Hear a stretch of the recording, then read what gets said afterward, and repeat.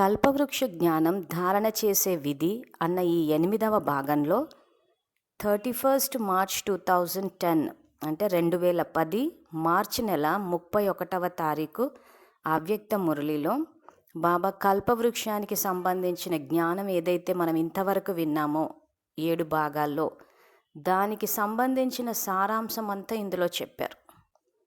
So బాబా ఏదైతే చెప్తున్నారో ఆ ఆత్మజ్ఞానం మనకు అర్థం కావాలి అంటే మన స్థితి కూడా ఆత్మిక స్థితి అయి ఉండాలి. దానికి మనం చేయవలసిన సంకల్పము, నేను అవతరించిన శ్రేష్ఠ బ్రాహ్మణాత్మను, నేను ఆత్మను, శాంతి స్వరూపాన్ని, శివ పరమాత్మ నా తండ్రి, నేను ఈశ్వరీయ విద్యార్థిని, బాబా నాకు టీచరు, బాబా నాకు సద్గురువు, నేను మాస్టర్ సద్గురువును, బాబా నాకు జీవిత భాగస్వామి, నేను బాబాకి జీవిత భాగస్వామి. మురళి చదివే ముందు అందరూ ఒకసారి మీ స్థితిని బాబా సమాన స్థితికి సంకల్పం ద్వారా తీసుకురండి. మురళి చదివేటప్పుడు వేరే ఏవైనా ఆలోచనలు వస్తే మళ్ళీ సంకల్పాలు చేసి మీ స్థితిని ఆత్మాన్న స్థితికి సెట్ చేయండి. అలా కాకుండా మనకు మధ్యలో వ్యర్థ సంకల్పాలు వచ్చేసాయి, ఇంకేమైనా గుర్తొచ్చేసాయి అని అంటే అక్కడ అర్థాలు మారిపోవచ్చు, ధారణ చేయడం కూడా బాబా చెప్పినట్టు సహజంగా ఉండకపోవచ్చు. సో మన శ్రద్ధ అంతా చదువు పైన ఉండాలి. ఇప్పుడు ఎక్కడ ఏం జరుగుతున్నా కానీ సాక్షి స్థితి, ఈ స్థితిలో ఉన్నప్పుడు ఆత్మశక్తిని సంతరించుకుంటుంది. ఆ తర్వాత బాబా చెప్పినట్టు ఈ పూర్విక స్థితిలో మొత్తము బేహద్ వంశావళికి శక్తిని ఇవ్వగలుగుతాం. అప్పుడు ఇంకా ప్రత్యేకంగా కూర్చుని టైమింగ్స్ అంటూ పెట్టుకుని నాలోని శాంతి వ్యాపించింది, నాలోని స్నేహం వ్యాపించింది అని అలా టైమింగ్స్ అని కాకుండా సహజంగా మన నుంచి శక్తి వెళ్ళిపోతుంది. అంటే ఆత్మిక స్థితిలో గనక ఉంటే ఇలా పనిగట్టుకుని చేయాల్సిన అవసరం ఉండదు. అసలు బాబా పైన ప్రేమ ఉంటే ఇంత అభ్యాసాలు, ఇంత శ్రమ అన్నది కూడా అవసరం లేదు. సహజంగా బాబా గుర్తొస్తారు, సహజంగా ఆత్మిక స్థితి ఉంటుంది. ఆ ఆత్మిక స్థితిలో ఆత్మజ్ఞానం అన్నది స్వయాన పరమాత్మ ద్వారా డైరెక్ట్గా విని అర్థం చేసేసుకోవచ్చు. ఇంకా ఎవ్వరి సహయోగము ఆధారం తీసుకోవాల్సిన అవసరం ఉండదు. ఇంకా మనమే అందరికీ ఆధారం అయిపోతాం. అంటే ఆధారమూర్తులన్న స్థితికి వచ్చేసేయాలి. మనం ఇప్పటికీ జ్ఞానం అర్థం చేసుకోవడానికి, పరిస్థితుల ప్రభావంలోకి రాకుండా ఉండడానికి, ప్రతిదానికి అందరినీ ఆధారం తీసుకుంటూ ఉంటే మొత్తం సృష్టికి ఎప్పుడు ఆధారమూర్తులు అవుతాము. సో కాబట్టి విద్యార్థులు ఇప్పుడు ఏదైతే ఈ వాచా సేవ ద్వారా మేము సహయోగం ఇస్తున్నామో ఇది తీసుకుని స్వతంత్రులైపోవాలి. స్వతంత్రులైపోయి ఒక స్టేజ్లో మీరు ఈశ్వరీయ విద్యార్థులుగా బాబా నుంచి డైరెక్ట్గా జ్ఞానాన్ని అర్థం చేసుకోవాలి. మీ స్థితికి తగ్గట్టు బాబా అర్థం చేయిస్తారు. సో అందుకే మురళిలో బాబా మీరు ఆధారమూర్తులు అని మరీ చెప్తున్నప్పుడు మనం ఇక్కడ అందరికీ ఆధారం అవ్వాలి. మనం ఇంకా ఒకరిని ఆధారం తీసుకునే స్థితిలో ఉండొద్దు. మనం ఆధారమూర్తులు అయితేనే విశ్వ పరివర్తన చేయగలుగుతాము, ఉద్ధారమూర్తులు అవుతాం. సో ఆ రకంగా ఆ స్థితికి వచ్చేయాలి అని అంటే ఇక్కడ మనం పూర్వీకులము, పూజ్యులము అన్న విషయాన్ని బాబా ఈ మురళిలో చెప్తూ వస్తున్నారు. సో ఈరోజు మురళిలో కూడా బాబా ఏం చెప్తున్నారో తెలుసుకుందాము. సో ఈ పాఠం యొక్క శీర్షిక పూర్వీకులం మరియు పూజ్యులం అనే స్వమానంలో ఉండి మనస్సు ద్వారా సర్వులను పాలన చేయండి, వృక్షం అంతటికీ శక్తినివ్వండి. సో బాబా ఇలాంటి పదాలు వాడినప్పుడు వృక్షం అంతటికి అంటే ఇంకా దాన్ని స్థూలంగా తీసేసుకుని వృక్షానికి ఇవ్వడం కాదు, అసలు చేయాల్సింది ఏంటా అన్నది బాబా మాటల్లోనే తెలుసుకుందాము. ఈరోజు బాబ్దాదా నలువైపులా ఉన్న పూర్వీకులు మరియు పూజ్య ఆత్మలను చూస్తున్నారు. స్వయాన్ని పూర్విక ఆత్మలుగా భావిస్తున్నారా? పూజ్య ఆత్మల నివాసం ఎక్కడ? మీ వృక్షాన్ని ఎదురుగా తెచ్చుకోండి, దానిలో చూడండి మీ స్థానం ఎక్కడ. పూర్వీకులు అయిన మీ స్థానం వేర్లలో ఉంటుంది అని మీకు తెలుసు. వృక్షం యొక్క వేర్లలోనూ ఉన్నారు, కాండంలోనూ ఉన్నారు. వేర్ల ద్వారానే వృక్షమంతటికి పాలన లభిస్తుంది. అంటే మీరు వృక్షం యొక్క కొమ్మలు లేదా ఆకులు అన్నిటినీ పాలన చేసేవారు. శక్తినిచ్చే పూర్వీకులు, పూర్వీకులతో పాటు పూజ్యులు కూడా. కాండం ద్వారా చివరి ఆకుకి కూడా శక్తి లభిస్తుంది. ఈ విధంగా వృక్షం అంతటికీ శక్తినిచ్చేవారిగా స్వయాన్ని అనుభవం చేసుకుంటున్నారా? సో మళ్ళొకసారి బాబా ఇక్కడ పిల్లలకు అర్థం కావాలని చెప్పేసి ఆ స్థూలమైన కల్పవృక్షాన్ని ఒక్కసారి మీ కళ్ళెదురుగా తెచ్చుకుని మీ స్థానం ఎక్కడో చూసుకోండి అంటున్నాడు. సో ఇప్పుడు ఈ కొమ్మలు రెమ్మలు ఇవన్నీ ఆకులన్నిటికీ పాలన చేసేవారు అనంటే ఈ ధర్మపితలు ఎవరైతే ఉన్నారో ఈ కొమ్మలు రెమ్మలు వీళ్ళేంటంటే డైరెక్ట్గా బాబాకి కనెక్ట్ అవ్వట్లేదు. కొద్దిమంది ఆత్మలు ఎవరైతే ఆ భక్తి పరిపక్వమైందో, ఎవరికైతే ఆ భగవంతుని పట్ల భావన ఉందో అటువంటి కొద్ది మందికి బాబా ఈ విద్యాలయంలో అడ్మిషన్ ఇచ్చారు. సో వాళ్ళే స్వయంగా ఆయన ద్వారా డైరెక్ట్గా చదువుకోగలుగుతున్నారు. సో మిగిలిన ఆత్మలు ఎందుకు చదువుకోలేకపోతున్నారు అనంటే వాళ్ళలో కూడా భావన ఉంది, లేదని కాదు, కానీ ఆ శక్తి లేదు. వ్యక్తి ఆరాధన, వ్యక్తుల మీద ఆధారపడిపోతున్నారు. సో అటువంటి వాళ్ళకి మీరే ఆధారము, మీరే శక్తిని ఇవ్వాలి అంటున్నారు. సో ఈరోజు మనము డైరెక్ట్గా బాబాకి కనెక్ట్ అవుతామా, వ్యక్తులకు కనెక్ట్ అవుతామా అన్నది మన బుద్ధి మీదనే ఆధారపడింది. సో ఇప్పుడు మన ఆత్మని శక్తిశాలిగా చెయ్యాలి అంటే బీజరూపుడైన పరమాత్మకి డైరెక్ట్గా సంకల్పం ద్వారా కనెక్ట్ అయిపోవాలి. సో ఇక్కడ బీజంలో ఉన్నదెవరు? శివబాబా ఉన్నారు, బ్రహ్మబాబా కాదు. బ్రహ్మబాబా వేర్లలో ఉన్నారు. ఇది ఎందుకు చెప్తున్నామంటే విద్యార్థులతో మాట్లాడినప్పుడు చాలామంది దృష్టిలో బాబా అంటే బ్రహ్మబాబా అంటున్నారు. బ్రహ్మబాబా శివబాబా నుంచి శక్తిని తీసుకున్నారు. కాబట్టి మనం కూడా శివబాబా నుంచి శక్తిని తీసుకోవాలి. జ్ఞానం యొక్క ప్రకాశాన్ని, శక్తిని శివబాబా నుంచి తీసుకోవాలి. ఆ తర్వాత అవ్యక్త స్థితిలో సేవలు చేసేటప్పుడు బ్రహ్మబాబాని ఉదాహరణగా చూపిస్తున్నారు. మళ్ళీ అక్కడ కూర్చుని చాలామంది మేము బ్రహ్మబాబాతోటి రుహురుహాని చేసుకుంటున్నాం అంటున్నారు. ఇక్కడ ఈ స్పష్టత అన్నది విద్యార్థుల్లో చాలా అవసరము. ఎక్కడ శివబాబా, ఎక్కడ బ్రహ్మబాబా. సో బ్రహ్మబాబా ఏ రకంగా అయితే శివబాబా నుంచి తీసుకున్నారో మనము శివబాబా నుంచి తీసుకోవాలి. బ్రహ్మబాబా నుంచి శక్తి రాదు. ఎందుకంటే ఏళ్ల తరబడి మేము బ్రహ్మబాబా భృకుటి స్థానం నుంచి చూస్తున్నాము శివబాబాని, బ్రహ్మబాబాతో వెళ్ళి మాట్లాడుతున్నాము అని బ్రహ్మబాబాని ఫోకస్ చేసేసుకుంటే స్మృతిలో బ్రహ్మబాబా వైపు వెళ్ళిపోయారు. యాక్చువల్గా స్మృతిలో శివబాబా, కర్మలో బ్రహ్మబాబా. ఇప్పుడు రెండవ భాగంలో తెలుసుకున్నాం. బ్రహ్మబాబా అందరినీ విశ్వకళ్యాణకారులుగా, పవిత్రాత్మలుగా చూశారు. ఎందుకు బ్రహ్మబాబాని చూపిస్తున్నాడు ఇక్కడ శివబాబా? ఈ ధారణ అన్న 3వ సబ్జెక్టుకి వచ్చేసరికి శివబాబా జన్మ తీసుకోలేదు కాబట్టి అది ఎలా ధారణ చేయాలన్నది చూపించలేడు. ఆయన ఒక జ్ఞానం ఒక్కటే చెప్పేసి వెళ్ళిపోతే పిల్లలందరూ ఏమంటారు? అసలే పిల్లలంతా ఓవర్ స్మార్ట్ మహారథులు. మీకేంటి బాబా, మీరు చెప్తారు, ఇక్కడ చేయాల్సింది మేము, అది ఎంత టఫో మీరు జన్మ తీసుకుంటే మీకు తెలుస్తుందని ఈ స్టేట్మెంట్లన్నీ ఎక్కువ ఉంటాయి. సో శివబాబా చెప్పిన జ్ఞానము ధారణ చెయ్యగలమా లేదా అన్నదానికి ఉదాహరణగా బ్రహ్మబాబాని చూపిస్తున్నారు. ఎందుకంటే ఆయన చేసి చూపించారు కాబట్టి. సో శివబాబా చెప్పే జ్ఞానము ప్రాక్టికల్కి తేవచ్చు అన్న రుజువు అక్కడ పిల్లలకు కావాలి. ప్రతిదానికి రుజువులు ఇవ్వాల్సి వస్తుంది. లేకపోతే ఊరికి జ్ఞానం చెప్పేసి వెళ్ళిపోతే భగవంతుడు ఎన్నో చెప్తాడు, అదే చేయడం సాధ్యమా అసలు అని ఇప్పటికీ చాలామంది శివబాబా చెప్పినట్టు చేయాలంటే ఎక్కడ వీలవుతుంది, అది సాధ్యమా అని ఎందుకు ఆ రకమైన స్టేట్మెంట్లు ఇస్తున్నారంటే ఇక్కడ బ్రహ్మబాబాని చూడటం లేదు. బ్రహ్మబాబా చేసి చూపించారు. సో ఒక విద్యార్థికి అది సాధ్యమైందంటే మిగిలిన విద్యార్థులు కూడా సాధ్యమవుతుంది. సో కాబట్టి కర్మలో ఇక్కడ బ్రహ్మబాబాని చూడాలి. ఆయన అందరినీ పవిత్రాత్మలుగా చూశారంటే మనము చూస్తున్నామా లేదా అని చెక్ చేసుకుని దానికి తగ్గట్టు అందరినీ పవిత్రాత్మలుగా చూడాలి. నిన్నటి మురళీలు ఏం చెప్పారు? ఆయన ఎదురుగా కూడా వ్యర్థం మాట్లాడారు, వ్యర్థ కర్మలు జరిగాయి, కానీ అందరికీ ఆశీర్వాదాలు ఇస్తూ ముందుకు తీసుకెళ్లారు. అలా ఏం చేశారు బ్రహ్మబాబా అన్నది శివబాబా చెప్తూ వెళ్ళారు. మళ్ళీ బ్రహ్మబాబాకి సంబంధించిన కథలు ఇంకెవరైనా ఏమైనా ఆయనకు కూడా ఇలా జరిగిందని కొన్ని కథల్ని ప్రాచుర్యంలోకి తీసుకొచ్చారు. అవి నాకు తెలిసి అలాంటివి జరగకపోయి ఉండొచ్చు. చేసే తప్పులకు ఆయన అడ్డు పెట్టుకుని చెప్పుంటారే కానీ బ్రహ్మబాబా ఏం చేశారని శివబాబా ఏదైతే చెప్పారో దాన్ని నమ్మాలి. వాళ్ళు వీళ్ళు చెప్పేసి నేను చెప్పేసి ఇంకా బ్రహ్మబాబాకి ఆ రకంగా జరిగితే మేమెంత అని చెప్పేసి డీలా పడిపోవద్దు.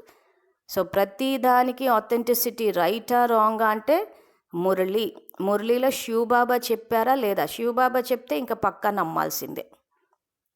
సో అందుకే ఇక్కడ బాబా చెప్తూ ఇలా ఈ విధంగా వృక్షం అంతటికీ శక్తినిచ్చేవారిగా స్వయం అనుభవం చేసుకుంటున్నారా? సో వృక్షం అంతటికీ శక్తిని ఇవ్వడం అంటే స్థూల వృక్షం కాదు, వృక్షంలో ఉన్న సర్వాత్మలకి. సో ఇక్కడ మనం సేవ చేయాల్సింది సర్వాత్మలకి, ప్రకృతికి. సో ఎప్పుడు సేవ చేస్తాము? కర్మేంద్రియాలని జయించినప్పుడు, ప్రకృతిని జయించినప్పుడు. సో ఇది రాజయోగం ద్వారా కర్మేంద్రియాలను జయించినప్పుడు ఆ శక్తి సంతరించుకుంటుంది ఆత్మ.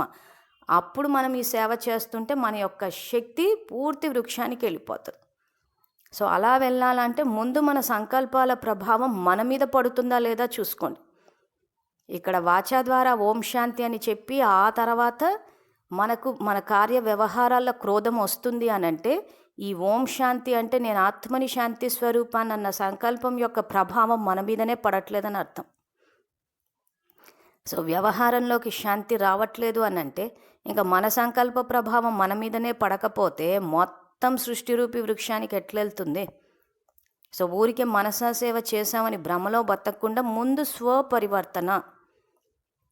స్వపరివర్తన చేసుకున్నామా, శక్తుల్ని నింపుకున్నామా, నింపుకుని కార్యవ్యవహారంలోకి తీసుకొచ్చామా? సో కార్యవ్యవహారంలోకి తీసుకురావాలంటే ఈ విషయంలో మనకి ధారణ అన్న 3వ సబ్జెక్ట్కి ముఖ్యమైన సహయోగం ఇచ్చేది మన పరివారమే. దాన్నే బాబా ఈరోజు మురళీలో చెప్పారు. ఆ విషయాన్ని తెలుసుకుందాము. సో ఈ విధంగా వృక్షం అంతటికీ శక్తిని ఇచ్చేవారిగా స్వయం అనుభవం చేసుకుంటున్నారా? పూర్వీకులైన మేము సర్వాత్మలనే కొమ్మలకు లేదా ఆకులకు శక్తినిస్తున్నాం అనే నష ఉంటుందా? ఎలాగైతే బ్రహ్మబాబాని తాతలకు తాత అని అంటారో ఆయన పిల్లలైన మీరు కూడా మాస్టర్ తాతలకు తాతలు అంటే గ్రేట్ గ్రేట్ గ్రాండ్ ఫాదర్ అంటుంటాడు ఒక్కోసారి ఇంగ్లీష్లో. వృక్షంలో ఉన్న ఆత్మలందరికీ పూర్వీక ఆత్మలైన మీ వైపు ఆకర్షణ ఉంటుంది. పూర్వీకులైన మీరు శక్తుల ద్వారా వారిని మీరు పాలన చేస్తున్నారు. పూర్వీక ఆత్మలైన మిమ్మల్ని బాబా పాలన చేస్తున్నారు. బాబా ఏ విధంగా పాలన చేశారు? శక్తుల ద్వారా చేశారు. అదేవిధంగా మీరు కూడా పూర్వీకులు కనుక శక్తుల ద్వారా వారిని పాలన చేసేవారు. సో ఇక్కడ మనం చేసుకున్న పుణ్యానికి డైరెక్ట్ బాబా ద్వారా పాలన లభిస్తుంది. అలా డైరెక్ట్గా కనెక్ట్ అవ్వని వాళ్ళకి మనమే ఆధారమూర్తులము. సో వాళ్ళందరికీ మీరు పాలన చేయాలి. సో ఇప్పటి వరకు మనం ఏవైతే 7 భాగాలు, ఇది 8వ భాగంలో ఎక్కడైనా మీరు గమనించి చూడండి.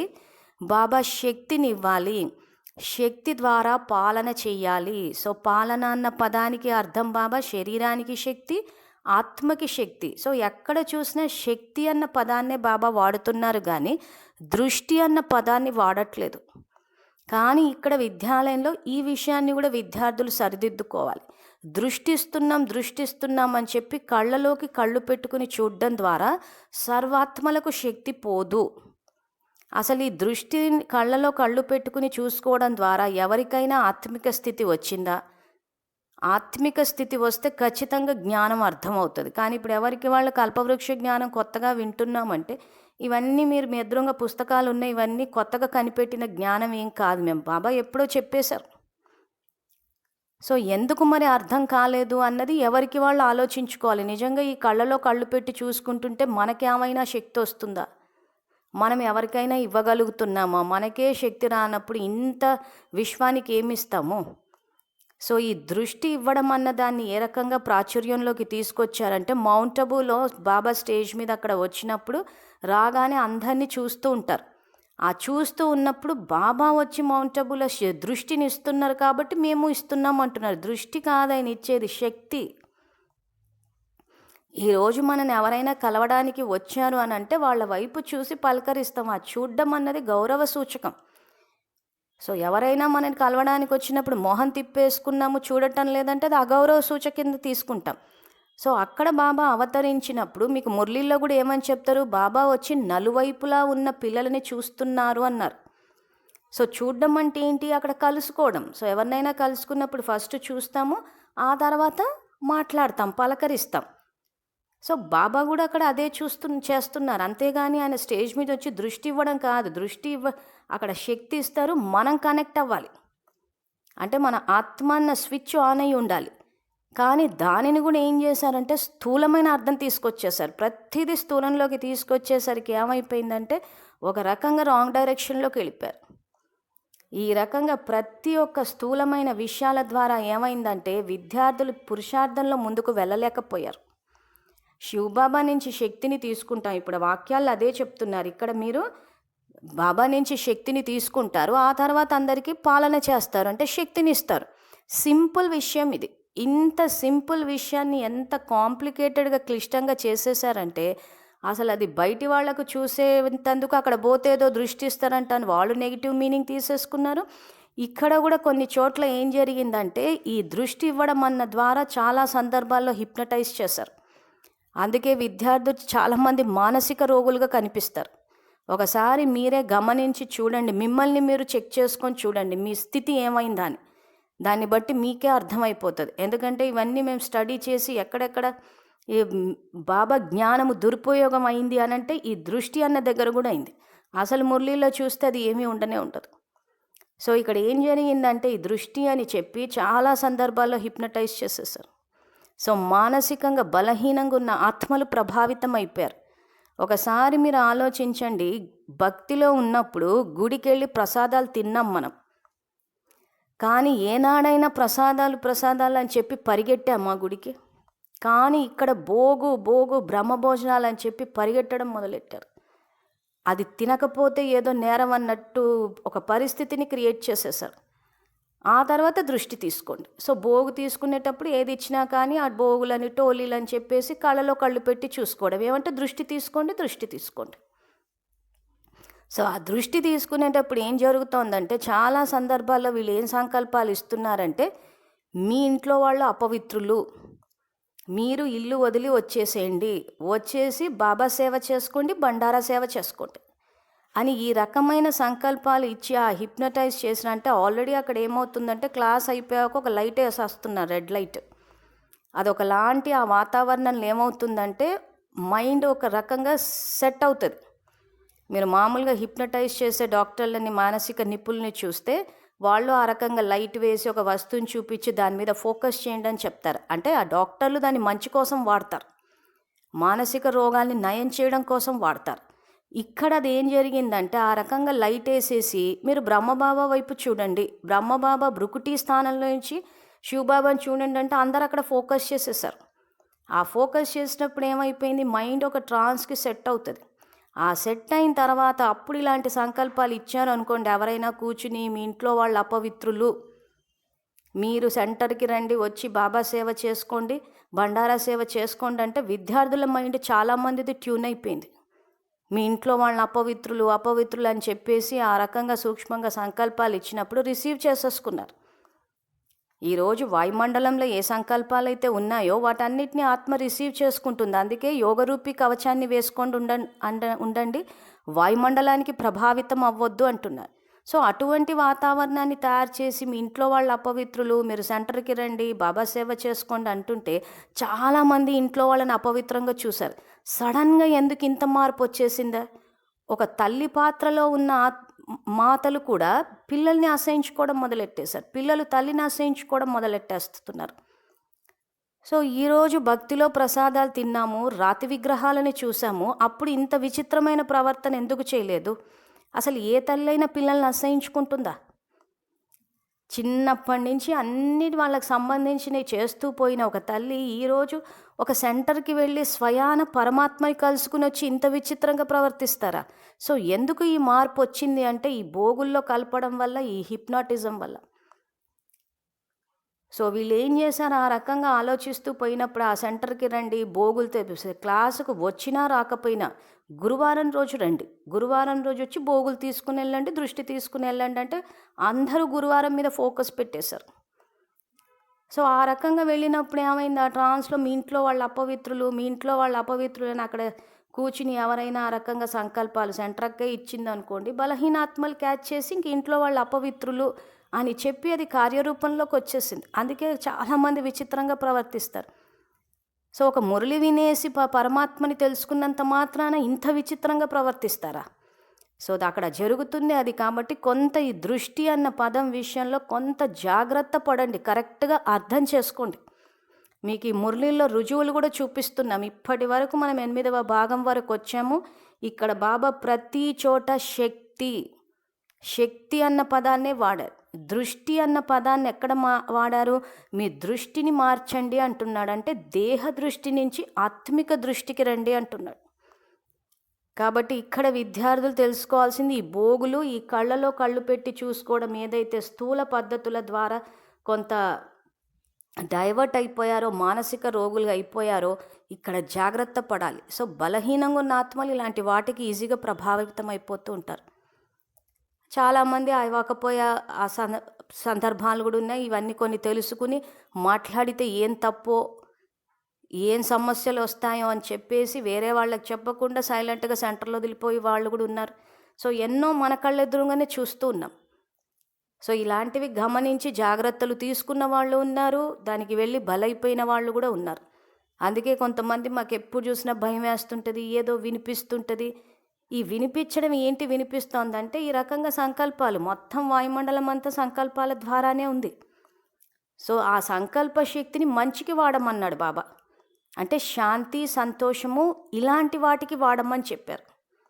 సో ఈరోజు సంకల్ప శక్తితోటి మనం చేస్తూ ఉంటే ఎంతోమంది జ్ఞాన స్వరూపులు అవుతున్నారు, శక్తి ఇస్తున్నాము, వర్షాలు పడుతున్నాయి, మనసు ఎంతో సఫలత వస్తుందంటే సంకల్పాలు పనిచేస్తున్నాయి. కానీ బాబా చెప్పిన విధి ద్వారా ఆ సంకల్ప శక్తిని లోక కళ్యాణానికి వాడాలి, అంతేగాని వ్యక్తులని బానిసల్ని చేయడానికి కాదు.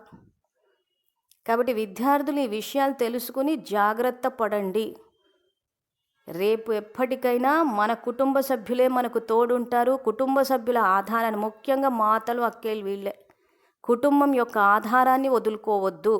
కుటుంబ వ్యవస్థని పటిష్టం చేయాల్సింది మీరే. ఈరోజు మానసికంగా ప్రభావితం అయిపోయి ఏ రకంగా మీ వాళ్ళని మీరు దూరం చేసుకున్నారో ఇప్పుడు జ్ఞానం తెలుసుకుని శివబాబాని ఆధారంగా తీసుకోండి. శక్తిని శివబాబా నుంచి తీసుకోండి, వ్యక్తుల నుంచి దృష్టి అని తీసుకోకండి. ఇవి చెప్పాల్సినవి అన్నీ ఇంత డైరెక్ట్గా చెప్తున్నామంటే కొంత వివేకాన్ని వాడండి. ఏది తీసుకోవాలనుకున్నా శివబాబా నుంచి తీసుకోండి. ఆ రకంగా తీసుకొని చూడండి, ఖచ్చితంగా మీ జీవితంలో పరివర్తన జరుగుతుంది, ఉన్నతి జరుగుతుంది. మీ కుటుంబ సభ్యులు కూడా బాబా జ్ఞానంలోకి రావడం అంటే ఆయన తండ్రిగా అంగీకరించి వాళ్ళు జ్ఞానస్వరూపులు అవుతారు. సో అందుకే ఇప్పటి నుంచి మళ్ళీ ఒకసారి మురళీలన్నీ చదివి చూడండి. నేను చెప్పేది కూడా నమ్మాలని ఏం లేదు. చూడండి బాబా శక్తి అన్న పదాన్ని వాడుతున్నారా, దృష్టి అన్న పదాన్ని వాడుతున్నారా. తర్వాత మీ జీవితాన్ని చూసుకోండి. మీరు భక్తిలో ఉన్నప్పుడు ఎలా ఉన్నారు, ఇలాగే మీ కుటుంబ సభ్యుల పట్ల ప్రవర్తించారా, జ్ఞానంలోకి వచ్చాక ఏం జరిగింది మీకు. ఒక మురళి చదివితంత మాత్రాన ఇంత మార్పు వచ్చేస్తుందా? ఇంత అసహ్యాన్ని నింపుతామా సమాజంలో?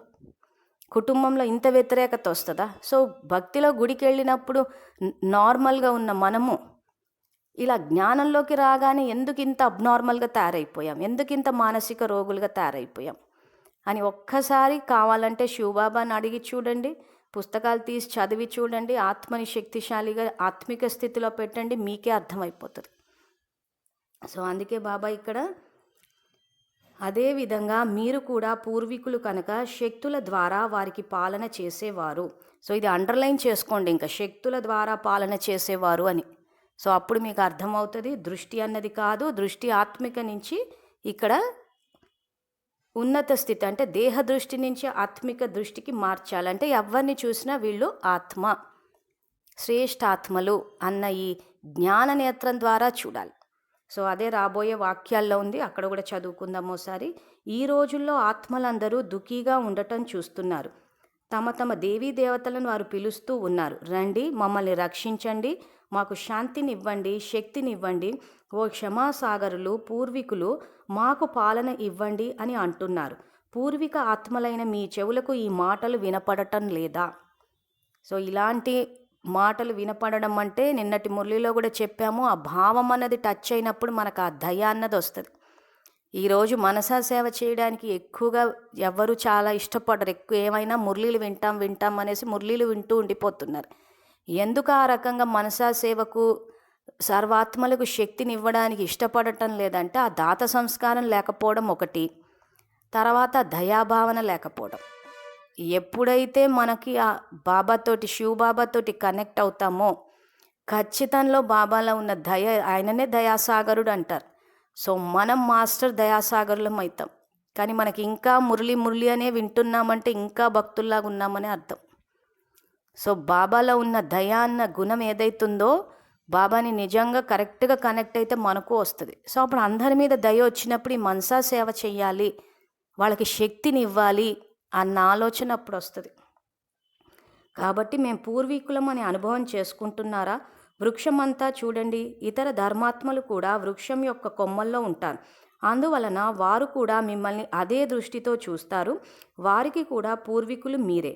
ఏ ధర్మాత్మలైనా కానీ మీరు కలుసుకుంటున్నప్పుడు వీరు కూడా మా వృక్షం యొక్క కొమ్మలు అని అనుకుంటారు. అలాగే వారు కూడా వీరు మావారు అని అనుకుంటారు. ఆ ఆత్మలకు కూడా తమవారిగా అనుభవం అవుతుంది మరియు అవ్వాలి కూడా. ఇంత నష ఉందా? సో ఇది ఎవరికి వాళ్ళు చెక్ చేసుకుని బాబాకి సమాధానం ఇవ్వాలి. లోపల నుండి దయ వస్తుందా? సో ఇప్పుడు చెక్ చేసుకోండి. నిజంగా మీకు మనసా సేవ చేయాలి, అందరికీ శక్తిని ఇవ్వాలి, అందరి స్థితిని పెంచాలి, దుఃఖాన్ని తీయాలి అన్న ఈ ఆలోచనలు వచ్చి ప్రాక్టికల్ లైఫ్లోకి తీసుకొస్తే ఖచ్చితంగా దయ ఉందని అర్థం. సో లోపల నుండి దయ వస్తుందా? దయ చూపించండి అని వారు అరుస్తున్నారు. కనుక ఇప్పుడు సమయానుసారం పూర్విక ఆత్మలైన మీరందరూ మనస్సు ద్వారా వారికి శక్తుల యొక్క పాలన చేయాలి. అది వారికి అవసరం. ఎంతగా మీరు పూర్వీకులు అనే నశాలో ఉంటారో అంతగానే మీ ద్వారా వారికి పాలన అవుతుంది. సో మళ్ళీ బాబా అదే చెప్తున్నారు, శక్తుల ద్వారా పాలన అన్నది ఇది విద్యార్థులంతా గుర్తుపెట్టుకోవాలి. లౌకికంలో కూడా ఎవరికైనా కానీ పెద్దవారి ద్వారానే పాలన జరుగుతుంది. శరీరానికి తినడానికి అయినా, త్రాగడానికి అయినా, సంపాదనకి ఆధారమైన చదువు అయినా అన్నీ వారే సమకూరుస్తారు. బాబా ఏ విధంగా అయితే పిల్లలైన మీ అందరికీ భిన్న భిన్న శక్తులతో పాలన చేశారో అదేవిధంగా ఇప్పుడు మీరు వృక్షం యొక్క కొమ్మలు, రెమ్మలు, ఆకులు అన్నిటినీ పాలన చేయటం మీ పని. పూర్విక ఆత్మలైన మీకు ఇటువంటి ఉల్లాసం వస్తుందా? మీరు పూజ్యులు కూడా ఈ నష ఉందా? ఇప్పుడు మళ్ళీ చెప్తున్నాము, ఈ వాక్యాలని ఉన్నట్టు తీసుకుని బాబా చెప్పారు కదా వృక్షానికి, కొమ్మలకి, ఆకులకి ఇవ్వమని. సో స్థూలంగా తీసుకోవద్దు. సో ఇక్కడ కొమ్మలు, రెమ్మలు అని అంటే ఇక్కడ బాబా మురళిలో చెప్పినట్టు ఆ ధర్మాత్మలు, ఇతర ధర్మాల వారు, ప్రతి ఒక్క ఆత్మని ఇక్కడ బాబా ఆకులు అంటే మొత్తము వృక్షానికి శక్తి వెళ్ళాలి అని చెప్పడం కోసము కొమ్మలు, రెమ్మలు, ఆకులు అంటున్నారు. ఎందుకంటే ఇంతవరకు చదువుకున్న మురళిలో బాబా అడిగిన ప్రశ్న కూడా అదే, మీరు హద్దులోకి వెళ్ళిపోయారు. విశ్వసేవ అని ఆలోచిస్తున్నారా లేక సెంటర్ సేవ అని ఆలోచిస్తున్నారా? తో సెంటర్ సేవను ఆలోచించినప్పుడు ఏమవుతుంది, విశ్వం యొక్క అంతరాత్మలకు శక్తి వెళ్ళటం లేదు, హద్దులోకి వెళ్ళిపోయాం. సో అందుకే పిల్లలకు ఆ విషయం మీద ధ్యాస ఇప్పించడం కోసం అని చెప్పి వృక్షం యొక్క కొమ్మలు, రెమ్మలు, ఆకులు అన్నిటినీ పాలన చేయటం మీ పని అంటున్నాడు. అంటే కల్పవృక్షంలో అంటే ఈ సృష్టిలో ఉన్న ప్రతి ఆత్మ వరకు మన శక్తిని వెళ్ళాలి. ఆ విధంగా మనం శక్తిశాలిగా చేసుకుని అందరికీ శక్తిని ఇవ్వండి అని ధ్యాస ఇప్పించడం కోసమని ఈ చెట్టు కొమ్మలు, రెమ్మలు. సో మళ్ళీ చెప్తున్నాము, ఇటు గ్లోబు సృష్టికి అంతటికి ఇవ్వాలి అని అంటే అటు గ్లోబుకి ఇవ్వడం కాదు, సర్వాత్మలకి, ప్రకృతికి ఇవ్వాలి. కొమ్మలు కల్పవృక్షానికి అంతటికి ఇవ్వడం అంటే కల్పవృక్షాన్ని విజువలైజ్ చేసుకుని నేను కల్పవృక్ష కాండంకి ఇస్తున్నా, కొమ్మలకి ఇస్తున్నా, రెమ్మలకి ఇస్తున్నా అని వృక్షానికి ఇవ్వడం కాదు, ఆత్మలకి ఇవ్వడము.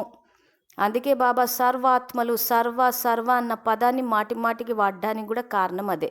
సో బాబా ఏది చెప్పినా కానీ స్థూలంగా తీసుకున్నాము అని అంటే తప్పుడు పురుషార్థం చేసేస్తాం. సో కాబట్టి ప్రతిదీ ఆత్మ అన్న స్థితిలో అర్థం చేసుకుంటే సర్వాత్మలకి, ప్రకృతికి ఇవ్వాలి. సో మొత్తం డ్రామాలో చూడండి, మీకు జరిగిన విధిపూర్వక పూజ ఏ మహానాత్మకి కానీ ధర్మపితకు కానీ జరగదు. నియమపూర్వకంగా హారతి ఇవ్వటం, నైవేద్యం పెట్టడం ఇటువంటి పూజ మీకు తప్ప ఎవరికీ జరగదు. అంతేకాదు నియమపూర్వకంగా కీర్తన కూడా జరుగుతుంది, ఎవరికీ అటువంటి మహిమ జరగదు. కనుక మీరు పూర్వీకులతో పాటు పూజ్యులు కూడా. డ్రామాలో మీ వంటి పూజ మరియు మహిమ ఎవ్వరికీ లేదు. తో పూజ్య పదవులు, ఆ గుళ్ళలో పూజలు జరిగితే మనకేంటి లాభము అంటే భక్తులు ఇదేదైతే హారతి ఇవ్వడం, నైవేద్యం పెట్టడము, కీర్తన చేయటం ఇవన్నీ చేసినప్పుడు వాళ్ళు సంతోషాన్ని ఏదైతే అనుభవం చేస్తారో ఆత్మలు ఎక్కడైతే ఉంటారో వాళ్ళ ఖాతాలో వెళ్ళి వస్తుంది. అది అంటే కల్పం అంతా ఇక్కడ మన ఇందాక చెప్పినట్టు మీ సంపాదనకి ఆధారమైన చదువుతో సంపాదన అన్నది పూర్తి కల్పం జరగాలి ఇక్కడ. సో అది జరగాలి అంటే ఇక్కడ మెయిన్ బేస్ చదువు. సో చదువుకుని చదువులో బాబా చెప్పిన జ్ఞానాన్ని అర్థం చేసుకుని ఆత్మజ్ఞానం కింద అర్థం చేసుకుని ఎప్పుడైతే పురుషార్థం చేస్తామో సో మొత్తం కల్పానికి ఇప్పుడు చేసే పురుషార్థమే ఆధారము, ఇప్పుడే సంపాదించుకోవాలి. సో అది కూడా రాబోయే వాక్యాల్లో చెప్పారు, తెలుసుకుందాము. సో ఇటువంటి పూజ్య మరియు పూర్విక ఆత్మలైన మిమ్మల్ని చూసి బాబ్దాదా ఎంతో సంతోషిస్తున్నారు. ఓహో, నా యొక్క వృక్షం అంతటికి పూర్వీకులు మరియు పూజ్యులు ఓహో అని మాటిమాటికి మనస్సుతో పాడుకుంటూ ఉంటారు. బాబ్దాదా పిల్లలైన మీ అందరి యొక్క స్వమానం బాబా సమానంగా సంపన్నంగా సంపూర్ణంగా అయ్యే రూపాన్ని చూడాలనుకుంటున్నాను. దాని కొరకు ఒక విషయాన్ని పిల్లలు ధ్యాసలో పెట్టుకోవాలి. సో బ్రహ్మబాబా ఏ రకంగా అయితే సంపన్నంగా సంపూర్ణంగా అయ్యారో ఆ రకంగా మనల్ని కూడా బాబ్దాదా చూడాలని అనుకుంటున్నారు. బాబ్దాదా చూశారు, పిల్లలందరూ పురుషార్థం చాలా బాగా చేస్తున్నారు కూడా. కానీ ప్రతి ఒక్కరూ తమ పురుషార్థంలో సదా అనే మాటను కలుపుకోవాలి, దీనిపై ధ్యాస పెట్టాలి. ఏ విధంగా అయితే బాబ్దాదా పిల్లలైన మీ అందరినీ శ్రేష్ఠ స్వమానధారులు అనే రూపంలో చూస్తున్నారో అదేవిధంగా మిమ్మల్ని మీరు కూడా అటువంటి స్వమానధారిగా భావిస్తున్నారా అని బాబ్దాదా పిల్లలను ప్రశ్నిస్తున్నారు. సో మన కల్పవృక్ష జ్ఞానంలో 2వ భాగంలో ఇదే పాయింట్ని విస్తారంగా చెప్పారు బాబా. సో ముందు మనకి మనం గౌరవం ఇచ్చుకోవాలి. సో ఎప్పుడైతే ఆ రకంగా మనకి మనం గౌరవం ఇచ్చుకుని, అంటే మన స్వమానాలు ఏవైతే ఉన్నాయో, సో నేను ఆత్మని శాంతి స్వరూపాన్ని అన్నది నా స్వమానం అయితే నేను శాంతితోటి వ్యవహరిస్తే నాకు నేను గౌరవం ఇచ్చుకున్నట్టు. క్రోధంతో వ్యవహరిస్తే నాకు నేను అగౌరవపరుచుకుని అవమానించుకుని ఆ తర్వాత ఆ తరంగాల ద్వారా క్రూరత్వం, అంటే మా క్రోధం అన్నది క్రూరత్వం కిందికి, రాక్షస స్వభావం, అసురి స్వభావం అది. దాని యొక్క పర్యవసానానికి కూడా మనమే బాధ్యులం. సో ఈరోజు క్రోధంతో వ్యవహరిస్తున్నామంటే మనల్ని మనమే నష్టపరిచేసుకుంటున్నాం ఈ వికారాల వల్ల. సో అందుకే ఏ శ్రేష్ఠ స్వమాన రూపంలో చూస్తున్నారో అదేవిధంగా మిమ్మల్ని మీరు కూడా అటువంటి స్వమానధారిగా భావిస్తున్నారా అని బాబ్దాదా పిల్లలను ప్రశ్నిస్తున్నారు. సో దీని గురించి పూర్తి వివరణ కల్పవృక్ష జ్ఞానము 2వ భాగంలో ఉంది. ఆ మురళీయ బాబా ఈ స్వమానం మీద నడిపారు. సో ఒక్కసారి విద్యార్థులు వినేవాళ్ళు ఈ భాగాలు చూసేటప్పుడు ఒకటి తర్వాత ఒకటి ఆర్డర్ పెట్టుకొని చూడండి. మధ్యలో ఏదో ఒకటి చూసేసి మళ్ళీ ఏదో చెప్పేసిందని చెప్పేసి అలజడిలోకి కంగారులోకి వెళ్ళిపోకండి. రుజువులు చూపించే చెప్తున్నాం కాబట్టి ఇంకా కంగారు పడి అలజడిలోకి వెళ్ళాల్సిన అవసరం లేదు. సో పుస్తకాలు మీ ఎదురుగా ఉన్నాయి, మీరే తీసుకుని చూసుకోండి. సో ఇక్కడ ఇంకొక విషయం ఏంటంటే వీలైనంత మటుకు ఉదయమే మురళి చదివేసేయండి, ఉదయమే మనన చింతన చెయ్యండి. ఆ చేసినప్పుడు ఏమవుతుందంటే ఆ స్థితి సెట్ అయిపోతుంది. సో రోజంతా ఆ స్థితి సహజంగా ఉంటుంది. సో మళ్ళీ ఉదయం ఇంకేదో మురళి వినేసి ఇంకేదో చేసేసి అలా ఇంత కన్ఫ్యూజన్ పెట్టుకోకుండా ఒక పద్ధతి. సో ఉదయం లేవగానే బాబాని ఒకసారి తలుచుకుని ఫస్ట్ మురళి చదివేసేయండి, జ్ఞానం తీసేసుకుంటే అప్పుడు మీరు బాబా నుంచి తీసుకునే శక్తిని ఉపయోగించగలుగుతారు. లేకపోతే ఊరికే గంటసేపు యోగం చేసి ఆ తర్వాత ఎక్కడో శక్తి తీసుకుని రోజంతా వ్యర్థం చేస్తూ మళ్ళీ మురళి ఎప్పుడో రాత్రి విని మళ్ళీ ఉదయానికంతా అది మర్చిపోయి మళ్ళీ ఇంకేదో వ్యర్థం చేసి ఇంత కన్ఫ్యూజన్ ఇంత మెస్సప్ వద్దు. మన జీవితంలో ఒక క్రమశిక్షణ, ఒక డిసిప్లిన్ అంటూ ఉండాలి. సో ఉదయమే లేచి ఈ మురళీలు ఏవైతున్నాయో ఇవి చదువుకుంటూ వెళ్ళి మనన చింతన కూడా చేయండి. స్థితి తయారవుతుంది. ఆ స్థితి ద్వారా ఏమవుతుంది, స్వతహాగా శక్తులు వెళ్తాయి. ఆ తర్వాత సమయం చూసుకుని ఎక్కడెక్కడ ఎవరైతే దుఃఖంలో ఉన్నారో ఈ భక్తులు కానీ రోగులు కానీ వీళ్ళందరికీ మనసా సేవ కూడా టైమింగ్స్ పెట్టుకుని కూడా చేయొచ్చు. సో మీ స్థితికి తగ్గట్టు మీరు అక్కడ ప్లాన్ చేసుకుని వెళ్ళండి. కానీ వీలైనంత మటుకు మురళివి పొద్దున్నే చదివేసుకుంటే ఎంతో ఉపయోగం ఉంటుంది. సో కాబట్టి జవాబు ఏమి చెప్తారు అని బాబ్దాదా చూశారు. ఎందుకంటే ఇక్కడ ప్రశ్న అడిగారు, మిమ్మల్ని మీరు స్వమానధారులుగా భావిస్తున్నారా అని. సో జవాబు ఏమి చెప్తారు అని బాబ్దాదా చూశారు. ఉంటున్నారు మరియు లక్ష్యం కూడా అదే, చేయి కూడా ఎత్తుతున్నారు, కానీ అప్పుడప్పుడు అని నెమ్మదిగా అంటున్నారు. ఇప్పుడు బాబ్దాదా అప్పుడప్పుడు అనే మాటను సమాప్తి చేయాలనుకుంటున్నారు. ఎందుకంటే సమయం సమాప్తి అయ్యేటందుకు సమీపంగా వస్తుంది. కానీ తీసుకునేవారు ఎవరు?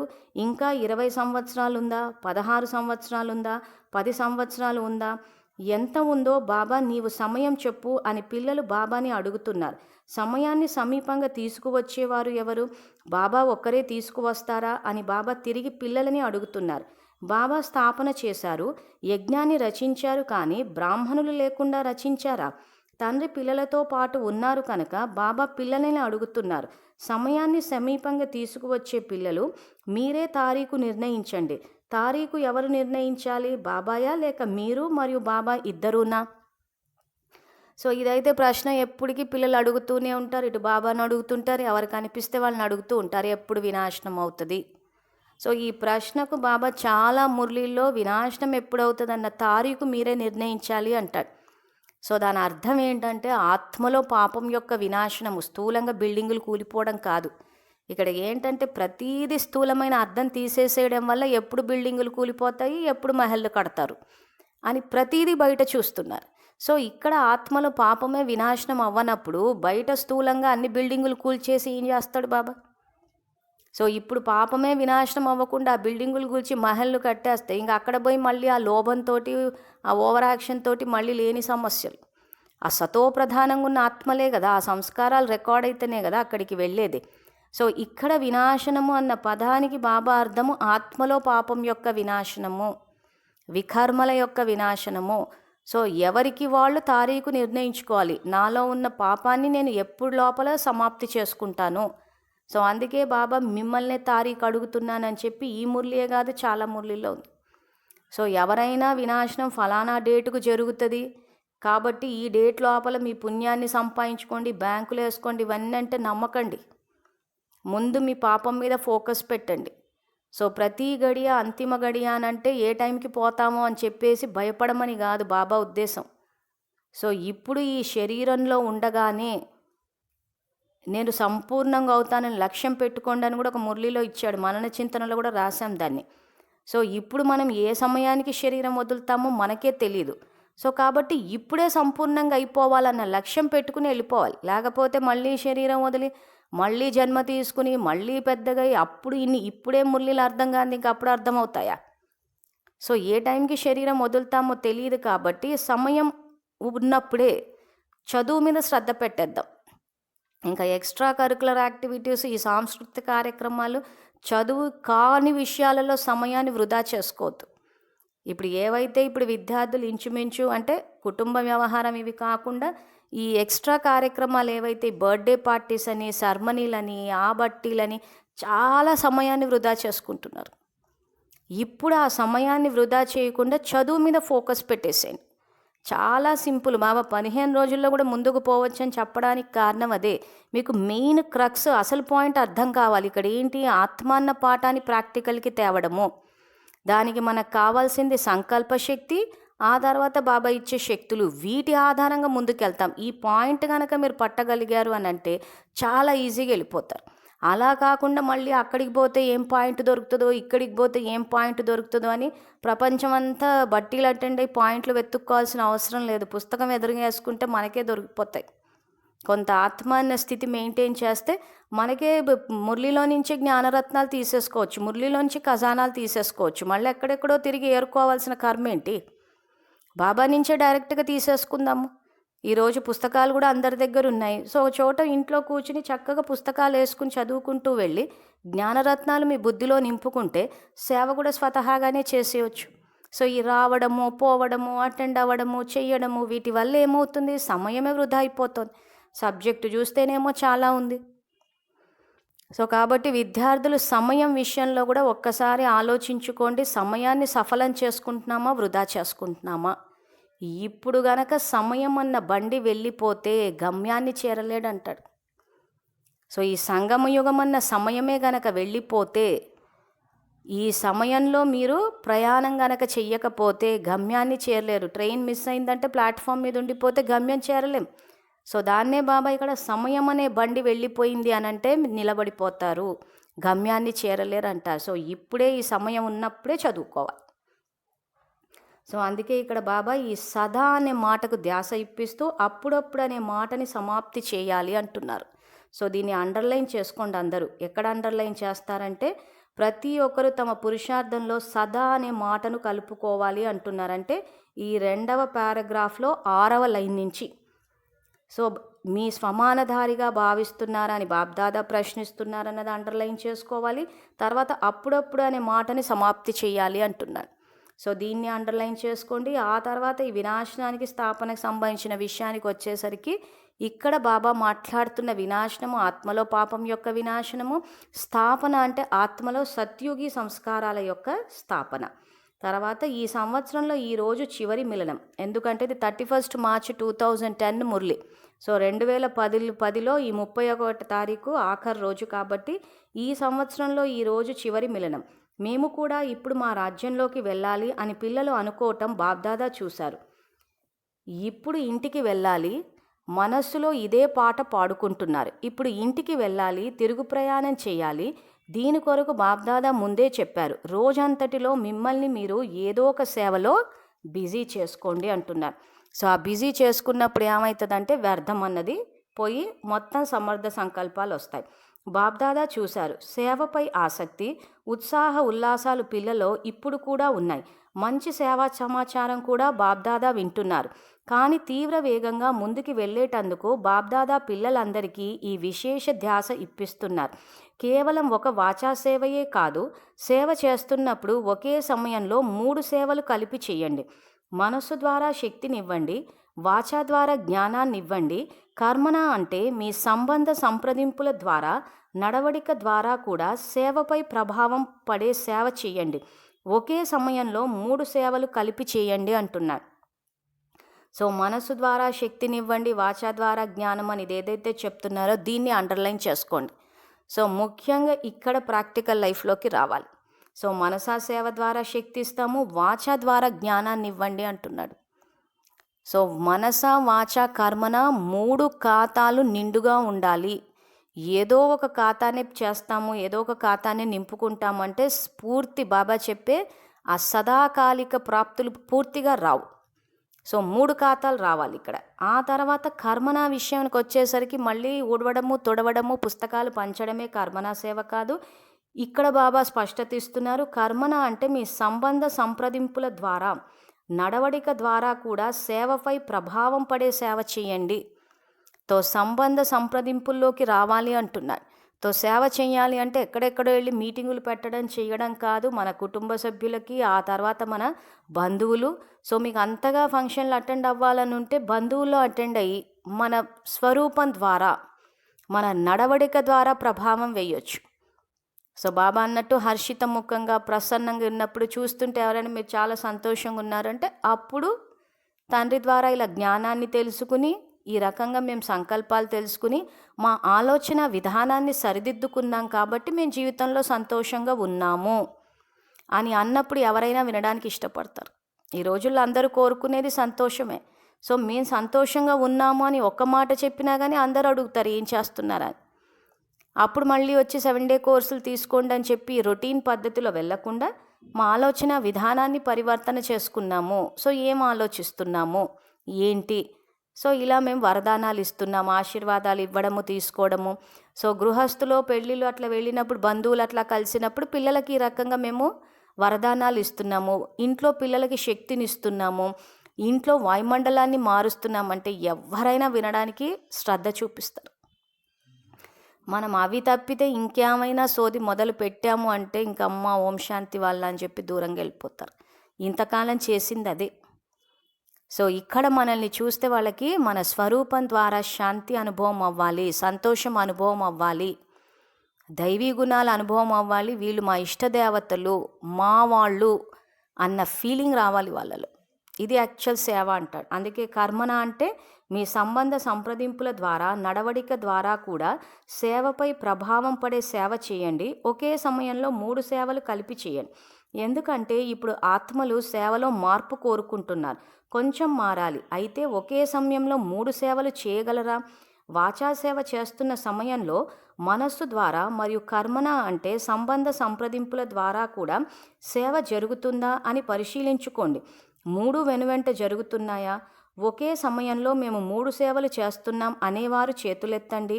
చేస్తున్నారా 3 సేవలు? మొదటి వరుసలోని వారు తక్కువ మంది చేతులెత్తుతున్నారు. ఎందుకు? మొదటి వరుస వారు ఆలోచిస్తూ ఉన్నారా? మధువనం చేస్తున్నారా? చేస్తుంటే కనుక చేతులెత్తండి. ఒకే సమయంలో 3 సేవలు చేయాలి. ఇప్పుడు దీనిపై దయచేసి ధ్యాస పెట్టండి. సో ఇక్కడ బాబా ఏమంటున్నారంటే, మొదటి వరుసలోని వారు తక్కువ మంది చేతులు ఎత్తుతున్నారంటే, బాబా స్టేజ్ మీద వచ్చినప్పుడు ఆ ఫస్ట్ రోల్ అంతా పెద్దవాళ్లే కూర్చుని ఉంటారు, ఈ మౌంట్ అబు పెద్దలు. సో వాళ్ళలో కొద్దిమందే చేతులు ఎత్తారంట, అందుకే మొదటి వరుసలో తక్కువ మంది చేతులు ఎత్తుతున్నారు ఎందుకు అంటున్నారు. సో కాబట్టి 3 సేవలు చేయాలి. ఇప్పుడు దీనిపై దయచేసి ధ్యాస పెట్టండి. అప్పుడప్పుడు కాదు. ఏమి జరుగుతుంది? సేవ అయితే చేస్తున్నారు, కానీ సేవతో పాటు స్వయంలో మరియు మీతో ఉన్న వారితో సంతుష్టత ఉండాలి. ఎందుకంటే సేవకి ఫలం సంతుష్టత లేదా సంతోషం. ఇంతకు ముందు కూడా చెప్పాను, సేవ చేశారు కానీ మీరు, మీతో ఉన్నవారు మరియు వాయుమండలం అన్నీ సంతుష్టత యొక్క వైబ్రేషన్లో ఉంటేనే సంతోషం ఉంటుంది. సేవలో సఫలత కొరకు విశేషంగా 3 విషయాలు చెప్పాను, గుర్తు ఉండే ఉంటాయి. నిమిత్త భావం, నిర్మాణ భావన, నిర్మల వాణి. భావం, భావన మరియు స్వభావం, ఈ 3 వెనువెంట సేవలో ఉండాలి. అప్పుడే స్వయం కూడా సంతుష్టంగా మరియు మీతో ఉన్నవారు కూడా సంతుష్టంగా ఉంటారు. మరియు ఎవరికైతే సేవ చేశారో వారు కూడా ముందుకు వెళ్తూ ఉంటారు. సో సేవలో ఈ 3 విషయాలు గుర్తుపెట్టుకుంటే, నిమిత్త భావన అంటే మనం ఇప్పుడు ఈ మురళిలో చాలా చోట్ల అండర్లైన్ చేసుకున్నాము. బాబా అందరూ నిమిత్తులనే అంటున్నారు. సో నిమిత్తము అనంటే ట్రస్టీలు అంటారు. అంటే బాబా ఇచ్చే ఖజానాలకి మనం ఇక్కడ ట్రస్టీలం. సో మనస వాచ కర్మన ఏ సేవ చేసినా బాబా ఇచ్చిన ఖజానాలనే తీసుకుని చేస్తున్నాం. జ్ఞాన ఖజానా, శక్తుల ఖజానా.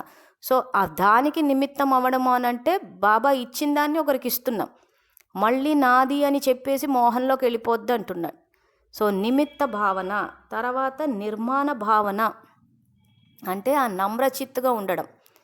సో ప్రతీదీ ఆ వినయ విధేయతలు ఉండాలి. ఆ తర్వాత ప్రతీదీ అంటే ఇవన్నీ కలిపి చెయ్యాలి. అంతేగాని మళ్ళీ అంతా నాదే, మేం కాబట్టి చెప్తున్నాం, మేం చెప్పేదే కరెక్టు, మేం చెప్పినట్టే వినాలి అని కాకుండా ఆ నమ్రత ఉండాలి. ఆ తర్వాత ఏది ఆశించొద్దు. తర్వాత నిర్మల వాణి. సో మనం మాట్లాడామంటేనే ఆ నదీ ప్రవాహంలాగా ఏదైతే అందరికీ ఆ నది వల్ల శాంతి, అంటే జ్ఞానగంగా ప్రవహించింది అంటారు చూసారా. సో నదుల్ని చూసినప్పుడు ఎంతో సంతోషం వేస్తుంది. సో ఆ నదుల ద్వారా ఏమవుతుంది? పరివాహిక ప్రాంతాలన్నీ సస్యశ్యామలం అయిపోతాయి. సో ఆ రకంగా మన వాణి ద్వారా గంగ ప్రవహించాలి. అందరూ సస్యశ్యామలం అయిపోవాలి. అంటే అందరూ మోడు వారిపోయి ఎండిపోయిన ఉన్న వాళ్ళంతా మళ్ళీ చిగురించాలి, మళ్ళీ పచ్చగా అయిపోవాలి. సో ఆ రకంగా నిర్మల వాణి. భావం, భావన మరియు స్వభావం, ఈ 3 వెనువెంట సేవలో ఉండాలి.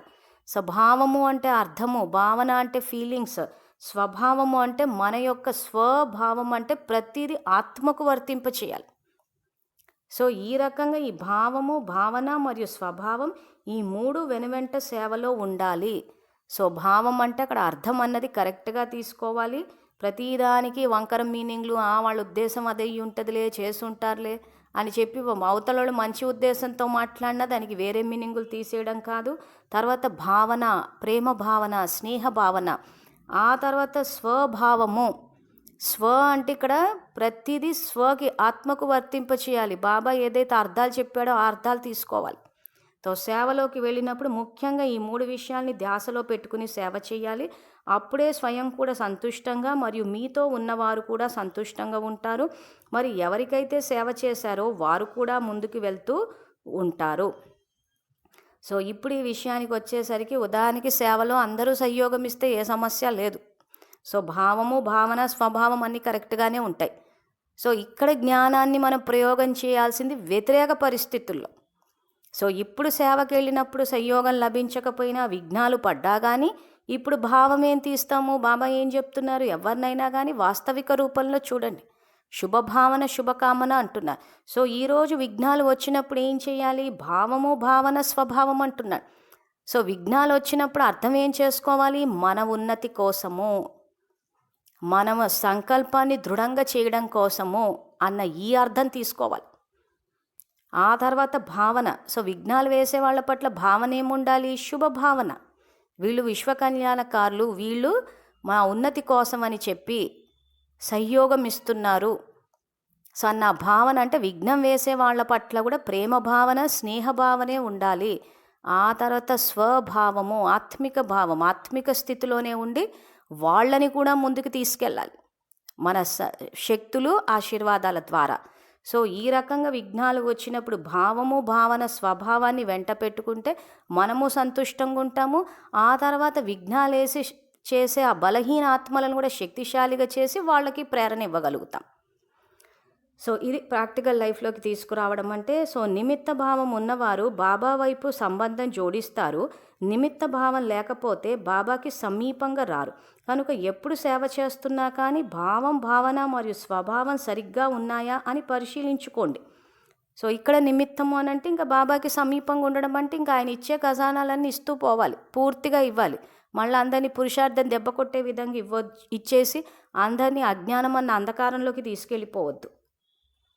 సో ఇక్కడ కనుక ఎప్పుడు సేవ చేస్తున్నా కానీ భావం భావన మరియు స్వభావం సరిగ్గా ఉన్నాయా అని పరిశీలించుకోండి. బాబ్దాదా చెప్పే ముఖ్య విషయం ఏమంటే, ప్రతి ఒక్కరూ సేవ కోసము ఎవరు ఎక్కడికి వెళ్తున్నా కానీ మీతో ఉన్నవారు సంతుష్టంగా ఉన్నారా అని పరిశీలించుకోండి. ఎందుకంటే సంతుష్టత యొక్క ఫలం మరియు సంతోషం ప్రాప్తించటమే సేవలో సఫలత. సో వచ్చేవాళ్ళు సంతుష్టంగా ఉన్నారా, సంతోషంగా ఉన్నారా లేదా అన్నది కూడా చెక్ చేసుకోవాలంటున్నారు.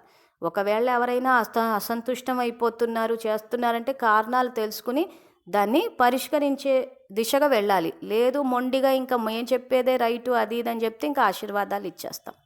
ఇంకా అంతకన్నా అక్కడ చేయగలిగింది ఏం లేదు. ఎందుకంటే కొన్నిసార్లు ఏమవుతుందంటే ఇచ్చేవి తప్పుడు సలహాలు ఉంటాయి కానీ మా మాటే నెగ్గాలని చెప్పి పంతానికి వెళ్ళిపోతూ ఉంటారు, ఆవేశానికి లోనైపోతూ ఉంటారు. సో అందుకే ఈ మురళిలో లేదు కానీ ఒక చోట ఏముందంటే స్నేహంగా ఉండండి కానీ స్నేహాన్ని లోకువ చేసుకునే అంత విధిగా మనం దిగిపోవద్దంటాడు. సో కలుపుకోవాలి అందరినీ, ఎంతవరకు బాబా శ్రీమతానికి అనుసారంగా, అంతేగాని వ్యక్తులను ఇంప్రెస్ చేయడం కోసం వాళ్ళు లేకపోతే సేవలు జరగవేమో అని చెప్పి బలహీనం అయిపోద్దు. ఒక సేవాధారి వెళ్ళిపోతే 10 మంది వస్తారంటాడు బాబా.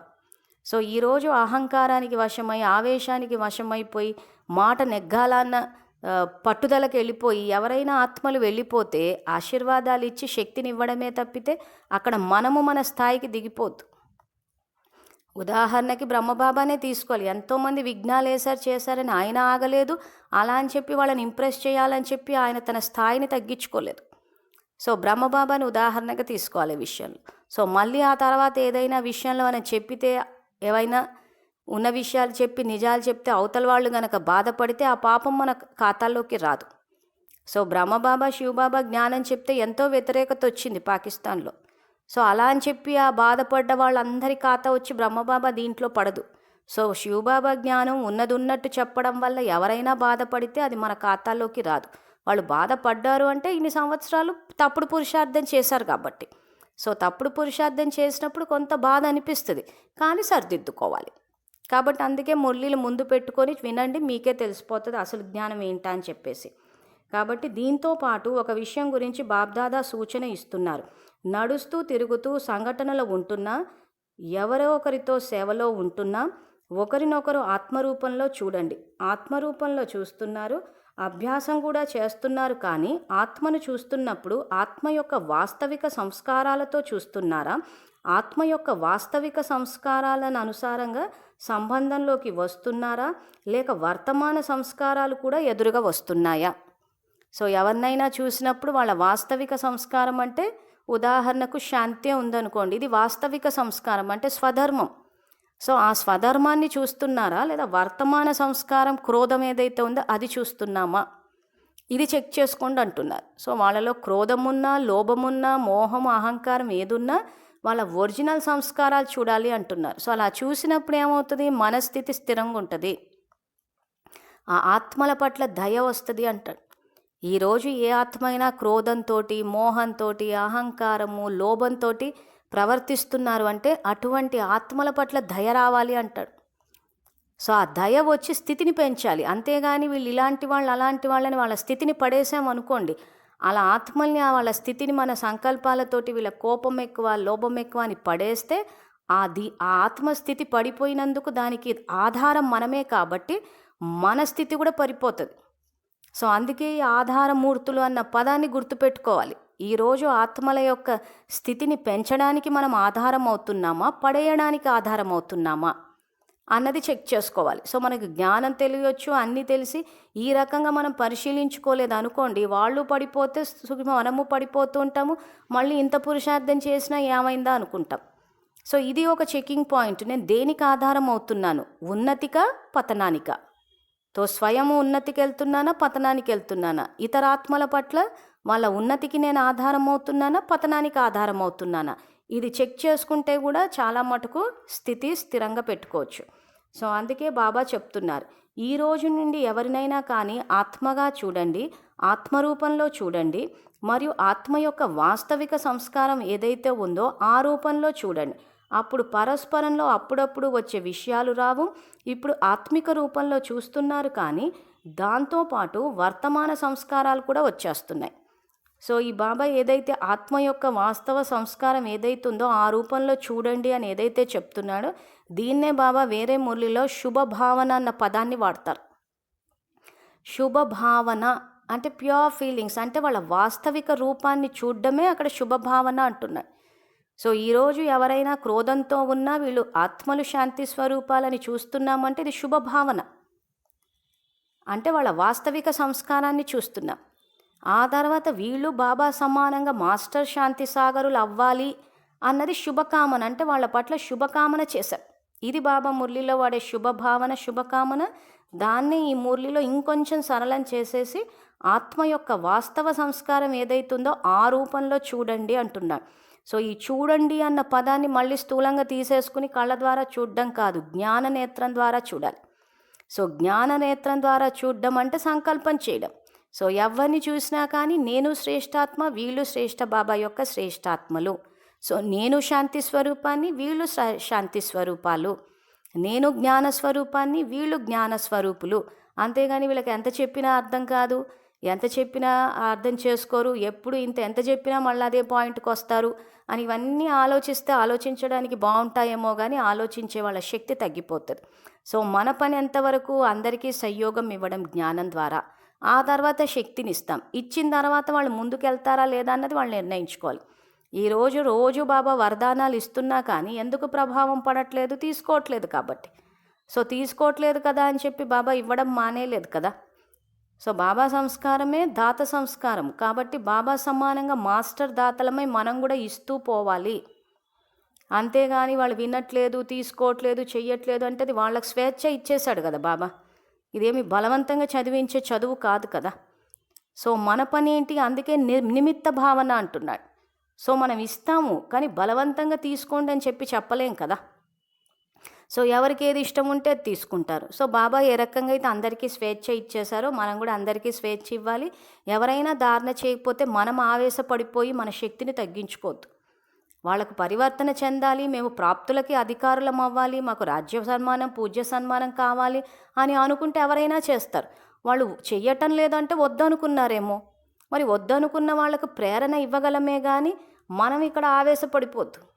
ఆవేశపడిపోయామంటేనే ఇంకా బుద్ధి పనిచేయడం మానేస్తుంది, శాంతి సంతోషం అనేది కోల్పోతాం. సో అందుకే ఎవరైనా ధారణ చేయకపోతే సదా ధారణా స్వరూప భవాని వరదానం ఇవ్వండి. ఈ ఆవేశము, క్రోధము ఇవన్నీ మన పతనానికే వెళ్ళిపోతాయి. మళ్ళీ అవే మొత్తం వృక్షమంతా వెళ్ళిపోయి మన బేహద్ వంశావళి కూడా ఇదే ఆవేశానికి వాళ్ళు మారట్లేదు, వీళ్ళు మారట్లేదు అని చెప్పి వాళ్ళు ఆవేశపడిపోతారు. ఈరోజు టీవీలో చూస్తే ఎవరికి వాళ్ళు మారాలి, వీళ్ళు మారాలని అంటున్నారు. ఎందుకు? వృక్షానికి వేర్ల దగ్గర ఉన్న మనము అందరూ మారాలని చెప్పి స్వపరివర్తన చేసుకోవట్లేదు. ఆవేశానికి లోనవుతున్నారు, ఎవ్వరూ మారట్లేదు, ఎవ్వరూ అర్థం చేసుకోవట్లేదు అని చెప్పి అశుభ భావనలు పెట్టేసుకుంటున్నారు, అశుభ కామనలు చేస్తారు. మన కంటికి కనిపిస్తుంది నిజంగా చాలామంది ఇంకా జ్ఞానం కూడా అర్థం కాలేదు. సో మన బాధ్యత ఏంటి? వాళ్ళకి జ్ఞానం అర్థం చేసుకోవడంలో సహయోగం ఇవ్వడం, శక్తిని ఇవ్వండి అంటున్నాడు ఆయన. సో ఆ రకంగా మన వైపు నుంచి చేయాల్సిందే కానీ ఊరికే ఆవేశపడిపోయి పతనం అయిపోద్దు. సో అందుకే ఇప్పుడు ఆత్మిక రూపంలో చూస్తున్నారు కానీ దాంతోపాటు వర్తమాన సంస్కారాలు కూడా వచ్చేస్తున్నాయి. సో వర్తమానంలో వాళ్ళకి జ్ఞానం అర్థం కాకపోతే దయ రావాలి ఆత్మ పట్ల మనకి. అయ్యో అర్థం చేసుకోలేకపోతున్నారే, ఇంకా ఏమైనా ఉదాహరణలు ఇద్దామా, ఇంకా ఏమైనా వాస్తవాలను తెలియచేసి ఇది పరిస్థితి అని ఏ రకంగా ఆత్మకు అర్థం చేయించాలా అని చెప్పి జ్ఞానాన్ని ఇంకా సరళం చేసే ప్రయత్నం చేయాలి. కానీ ఇంకా కన్ఫ్యూజ్ చేసేసి ఇంకా మనం కన్ఫ్యూజ్ అయిపోయి ఈ రకంగా పతనం వైపు, అంటే బలహీనం మనం అయిపోకూడదు. సో అదే బాబా ఇక్కడ చెప్తూ వర్తమాన సంస్కారాలు కూడా వచ్చేస్తున్నాయి అంటున్నారు. సో వాస్తవిక రూపాన్ని చూస్తున్నాము, వర్తమాన సంస్కారాలు రెండూ చూసి కన్ఫ్యూజ్ అయిపోతున్నాం. సో అలా కాకుండా సంపూర్ణ స్థితిలోకి దూరం వచ్చేస్తుంది ఎప్పుడు ఈ రకంగా వర్తమాన సంస్కారాలు కూడా చూసి మనము అలజడిలోకి వెళ్ళిపోతే. కనుక వాస్తవిక సంస్కారం గల ఆత్మగా చూడండి, అప్పుడు సంఘటనలో వచ్చే విఘ్నాలు సమాప్తి అయిపోతాయి. ఈ బ్రాహ్మణ పరివారం శ్రేష్ఠ పరివారం.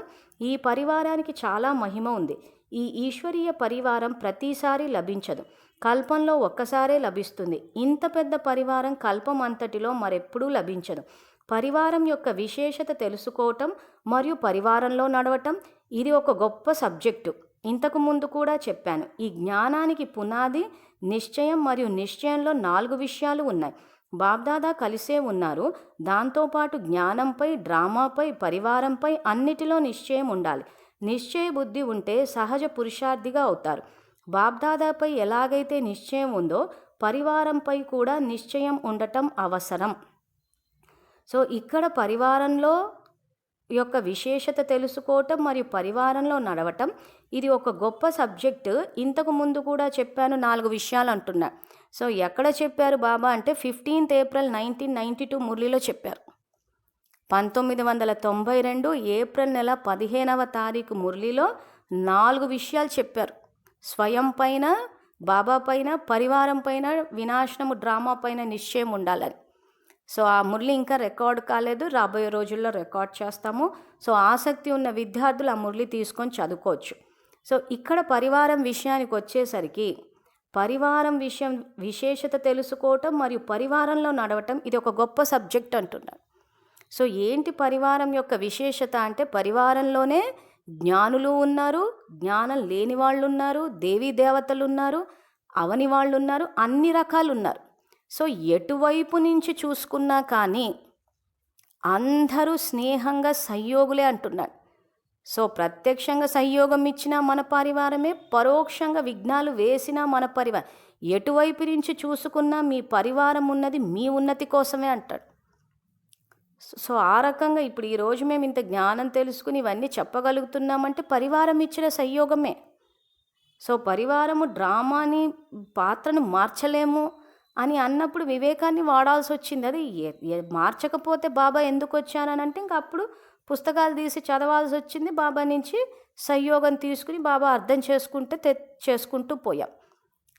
సో పరివారం ఈరోజు ఏం చేశారు? జ్ఞానంలో పక్కా చేశారు. ఈరోజు ఏదన్నా పాయింట్ చెప్పామంటే రుజువులతో సహా చూపించగలుగుతున్నాం. సో ఆ రకంగా ఎలా తయారయ్యాము? పరివారం ఇచ్చిన సహయోగంతో.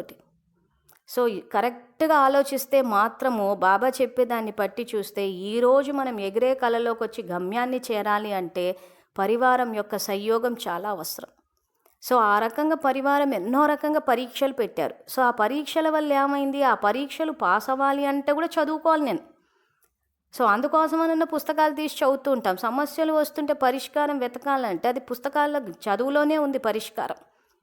సో పరివారం ఆ రకంగా. కానీ అందరు ఎట్లా ఆలోచిస్తున్నారంటే ఎందుకు వాళ్ళు చెప్పేదేదో కరెక్ట్గా చెప్పేస్తే అయిపోతుంది కదా అని అంటే మరి డ్రామాలో అదే కదా ట్విస్టు.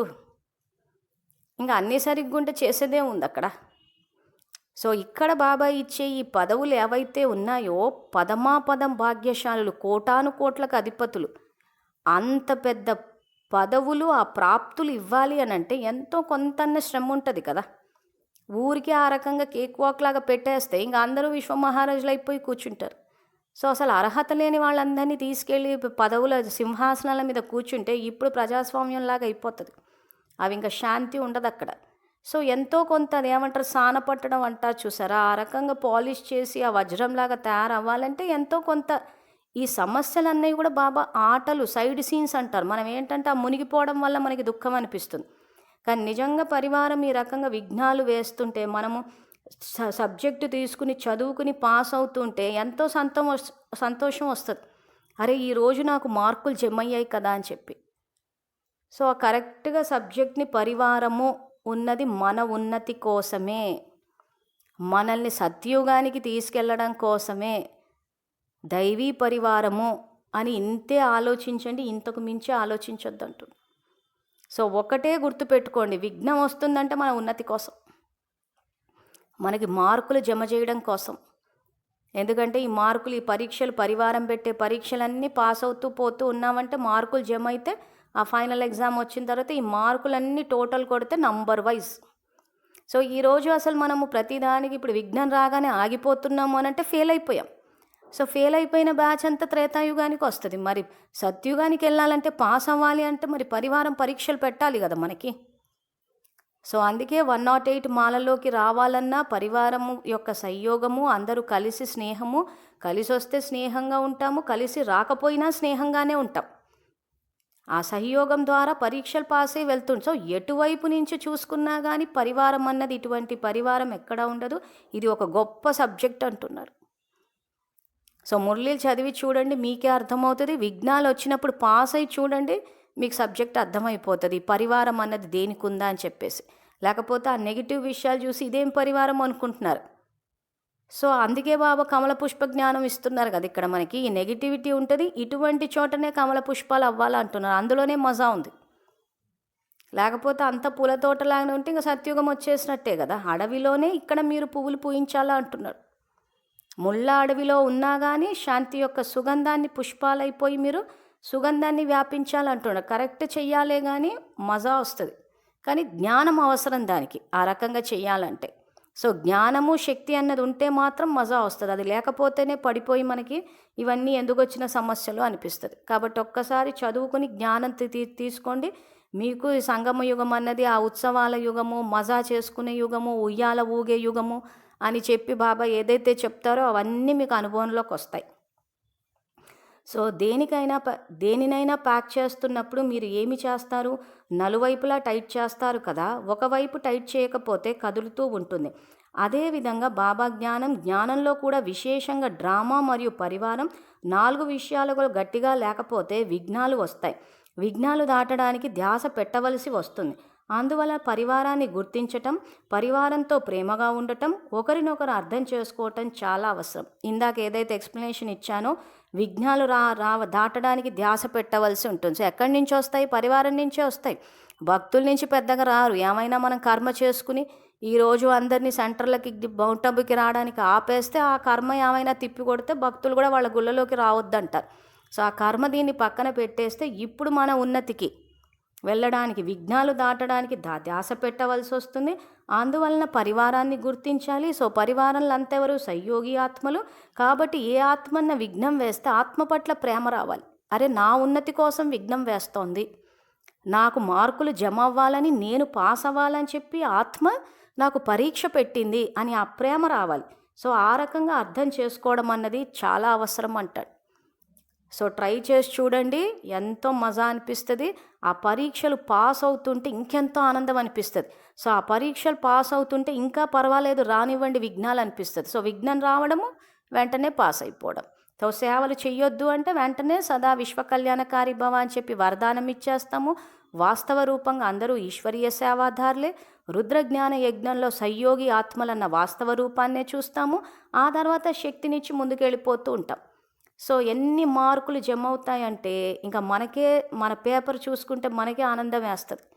సో బాబా లెక్కల ఖాతా చూసుకోమంటాడు రాత్రికి, ఎంత చేసామా, సో మార్కులు జమ అయ్యాయా లేదా ఫెయిల్ అయి పోగొట్టుకున్నామా, ఇవన్నీ చేసుకుంటూ పోతుంటే ఇంకా పరివారంలో ఎవరు విఘ్నాలు వేసినా కానీ స్వాగతిస్తాను, రానివ్వండి. విఘ్నాలు వస్తుంటే మార్కులు జమ చేసుకుంటూ వెళ్ళిపోతాం. లేకపోతే ఫైనల్గా టోటల్ కొట్టినప్పుడు మార్కులే లేకపోతే ఎండింగ్లో ఎక్కడో వస్తాం. సో అందుకే ప్రతిదీ బాబా అన్నట్టు ఆత్మిక స్థితిలో ఉంటే కరెక్ట్గా చేయగలుగుతాం. సో ఇది బాబా పరివారం గురించి చెప్తున్న జ్ఞానము. సో తర్వాత బాబా ఏం చెప్తున్నారంటే, మీరు పూర్వీకులు మరియు పూజ్యులు కనుక ఈ విషయాలను స్వయంలో మరియు మీ తోటి వారిలో తీసుకురావాలి. ఏమైనా కానీ నంబర్ వారీగా ఉంటారు కదా. అయినా కానీ బ్రాహ్మణ పరివారం యొక్క విశేష కర్తవ్యం ఆశీర్వాదాలు ఇవ్వటం మరియు ఆశీర్వాదాలు తీసుకోవటం. కొంతమంది పిల్లలు అంటున్నారు, ఇతరులు కోపంగా ఉంటే ఆశీర్వాదాలు ఎలా తీసుకుంటారు? వారు కోపంలోనే ఉంటారు, ఆశీర్వాదాలు తీసుకోరు అని అంటున్నారు.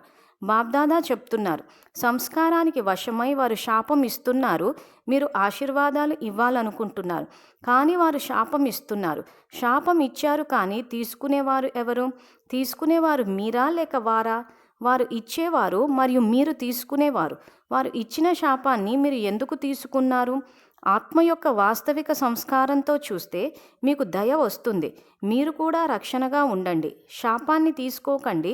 తీసుకునేవారు మీరే కనుక ఇవ్వకండి మరియు తీసుకోకండి. సో ఇక్కడ బాబా ఆశీర్వాదాలు ఇవ్వాలి, తీసుకోవాలి అని అంటే పిల్లలు ఏం ప్రశ్న అడిగారు బాబానంటే, ఎవరైనా కోపంతో ఉన్నప్పుడు మనం ఆశీర్వాదాలు ఇస్తే తీసుకోరు కదా అని చెప్పేసి అడిగితే దానికి బాబా ఏమన్నారంటే, మీరు ఇచ్చే ఆశీర్వాదాలు వాళ్ళు తీసుకోకపోయినప్పుడు వాళ్ళు ఇచ్చే శాపాలు మీరెందుకు తీసుకుంటున్నారు అంటున్నారు. సో ఇక్కడ ఏమైపోతుందంటే ప్రాక్టికల్ సిచ్యువేషన్లోకి వచ్చేసరికి ఎప్పుడైనా సెంటర్ అక్కయ్య పర్మిషన్ తీసుకోకుండా సేవలు చేసినప్పుడు అటువైపు నుంచి శాపాలే వస్తున్నాయి. మా పర్మిషన్ తీసుకోకుండా చేస్తే మీకు పుణ్యం రాదు అని చెప్పి అదేదో శాపాలు పెట్టినట్టు మాట్లాడుతున్నారు. ఒక సెంటర్ అక్కయ్యని అడిగాను, మరి బాబా సందేశం ఇస్తే మరి ఇప్పుడు మీ పర్మిషన్ తీసుకోకపోతే పుణ్యం రాదు అని అంటే మరి పాపం వస్తుందా అని అడిగా. నేను అలా అనలేదు అన్నారు. మరి దాని అర్థం అదే వస్తుంది కదా అని. ఈరోజు తండ్రి అవతరించాడన్న విషయము అవతరించిన శ్రేష్ఠ బ్రాహ్మణాత్మలుగా మన కర్తవ్యం అది. తండ్రి వచ్చాడన్న విషయం అందరికీ తెలిస్తేనే అందరూ ఆయనతోటి సంబంధాన్ని జోడిస్తారు, పాపాలు వినాశనం చేసుకోగలుగుతారు, జీవన్ముక్తిని పొందగలుగుతారు. మరి అటువంటి తండ్రి అవతరించాడన్న విషయాన్ని మేము చెప్తాము అని అంటే మీరు పర్మిషన్ ఇవ్వనంటున్నారు. ఒకవేళ పర్మిషన్ తీసుకోకుండా శివ సందేశం ఇస్తే పాపం వస్తుంది అని అంటే, పుణ్యం రాదు అని అంటే దాని అర్థం మాకు పాపం వస్తుందనే కదంటే, బాబా సందేశం ఇస్తే పాపం వస్తుందని మేము అనటం లేదు అని అంటున్నారు. మరి పుణ్యం కూడా రాదని అంటున్నారు కదా. సో అంటే ఒక రకమైన అలజడిలోకి వెళ్ళిపోతున్నారు సెంటర్ అక్కయ్యలంతా ఎవరైనా ఇలా వెళ్ళి సందేశాలు ఇస్తే. సో విద్యార్థులు తెలుసుకోవాల్సింది ఏంటంటే, సందేశం ఇవ్వడం అన్నది తప్పు పని కాదు, అది మన కర్తవ్యం. అది ఈ రోజుల్లో విద్యార్థుల్లో ఎంత భయం వచ్చేసిందంటే అనవసరమైన భయం అది. ఈ వీడియోలు వినాలన్నా కానీ చాటుమాటుగా వింటూ ఉంటారు. ఏం తప్పు చేస్తున్నామని మనము ఈరోజు కల్పవృక్ష జ్ఞానం తెలుసుకున్నాం. మన నుంచే శక్తి వెళ్తుంది మొత్తము సృష్టికి అని తెలిసినప్పుడు మనం ఈరోజు మన బేహద్ వంశావళికి భయాన్ని వ్యాపింపచేస్తున్నామా, ధైర్యాన్ని వ్యాపింపచేస్తున్నామా? ఈరోజు సమాజంలో మంచి పనులు చేసేవాళ్ళు ఎందుకు భయపడుతున్నారంటే ఇక్కడ వేర్లలో ఉన్న మనం భయపడుతున్నాం కాబట్టి. బాబా మురళి ధైర్యంగా ఓపెన్గా వినడానికి భయపడుతున్నారు. సెంటర్ అక్కకి తెలిస్తే కోపం వస్తుందేమో అని. సెంటర్ అక్కకి తెలిస్తే కోపం వస్తుందేమో అని చెప్పి శాపనార్థాలు ఇవ్వటం లేదా వాళ్ళకి? సూక్ష్మంగా పరిశీలిస్తే ఈరోజు చాలా సందర్భాల్లో సెంటర్ యొక్క వాయుమండలం ఆ రకంగా తయారవ్వడానికి, సెంటర్ అక్కయ్యల స్థితి పడిపోవడానికి విద్యార్థులే కారణం. అసలు ఆ రకంగా పాపం చేస్తున్నామన్న విషయం విద్యార్థులకు తెలియదు. ఉన్న విషయమే చెప్తున్నాం కదా. వాళ్ళు వీడియోలు వినొద్దంటున్నారు, వాళ్ళు సందేశం ఇవ్వొద్దంటున్నారంటే అవును అన్నారు. మన వివేకం ఏమైంది? వాళ్ళు అన్నారే అనుకుందాం, సందేశం ఇవ్వొద్దన్నారు, ఈ వీడియోలు వినొద్దు, జ్ఞానం వినొద్దు అన్నారే అనుకుందాం. మన వివేకం మనం వాడుకోవాలి కదా. మనం ఏం తప్పు చేస్తున్నామా అన్న స్పష్టత మనలో ఉండాలి కదా. తప్పు చేస్తున్నామా, మంచి చేస్తున్నామా? బాబా జ్ఞానం ఉంది, పుస్తకాలు ఎదురుగా పెట్టుకున్నాము, ఉన్న జ్ఞానమే వింటున్నాము. సో ఈ విషయాలు ఎందుకు చెప్పాల్సి వస్తుందంటే, ఈ కల్పవృక్ష జ్ఞానాన్ని బట్టి చూస్తే చాలా మటుకు సృష్టిలో తమో ప్రధానత అంటే ఈ భయము, ఆందోళన, చింత ఇవన్నీ మన నుంచే వ్యాపిస్తున్నాయి. పోనీ ఆ భయానికి ఏమైనా అర్థం ఉందా అంటే అర్థం లేని భయాలు. జ్ఞానం వింటే అక్కయ్యకి తెలిస్తే ఏమన్నా అంటదేమో, అననివ్వండి. అన్న తర్వాత మీరు ఆశీర్వాదాలు ఇవ్వండి. బాబా అదే అంటున్నారు. వాళ్ళు ఒకవేళ శాపనార్థాలు ఇచ్చి కోపంతో అరిచినా కానీ మన యోగశక్తి ఏమైంది? మన యోగశక్తిని మన పరివారం మీదనే మనం వాళ్ళకి శక్తిని ఇవ్వకపోతే ఇంకా మొత్తం వృక్షానికి ఏమిస్తాము? అందుకే విద్యార్థులకు మరీ చెప్పేది, మీ సంకల్ప శక్తి మీ ఇంట్లో మీ మీద ముందు ప్రభావం చూపిస్తుందా లేదా? ఈరోజు నేను ఆత్మని, నిరాకార జ్యోతిర్బిందు స్వరూపాన్ని, శివ పరమాత్మ నా తండ్రి అని చెప్పి ఇంచుమించు అందరూ ఈ సంకల్పం చేస్తున్నారు.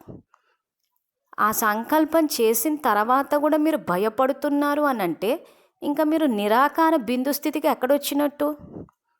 సో నిరాకార జ్యోతిర్బిందు స్వరూపం అంటే పూర్తిగా ఆత్మాన్న స్థితికి వచ్చినప్పుడు అసలు ఆత్మాన్న స్థితిలో భయమే వేయదు. ఎందుకంటే దేహస్థితి నుంచి బయటకు వచ్చేస్తాం కాబట్టి ఆ పరువు పోతుందేమో, సమస్యలు వస్తాయేమో అన్న భయాలు పోతాయి.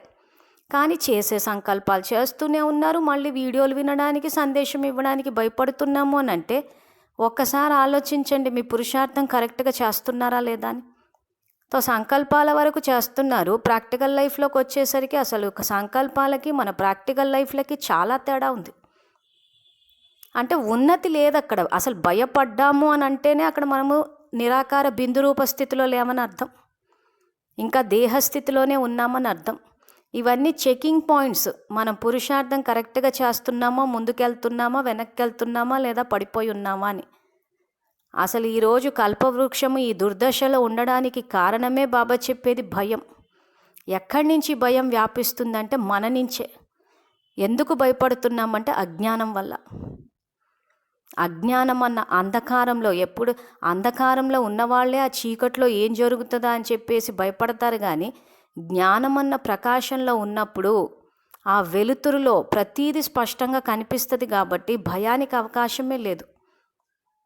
ఇంకా మన బతుకుల్లో చీకటే ఉంది అని అంటే ఇంకా బాబా అవతరించి మనల్ని జ్ఞానప్రకాశం వేసి వెలుగులోకి తీసుకొస్తాను అని అన్నా కానీ ఇంకా మన బతుకుల్లో చీకటే నింపుకుని ఉన్నాము అంటే ఖచ్చితంగా భయమే వస్తుంది మరి.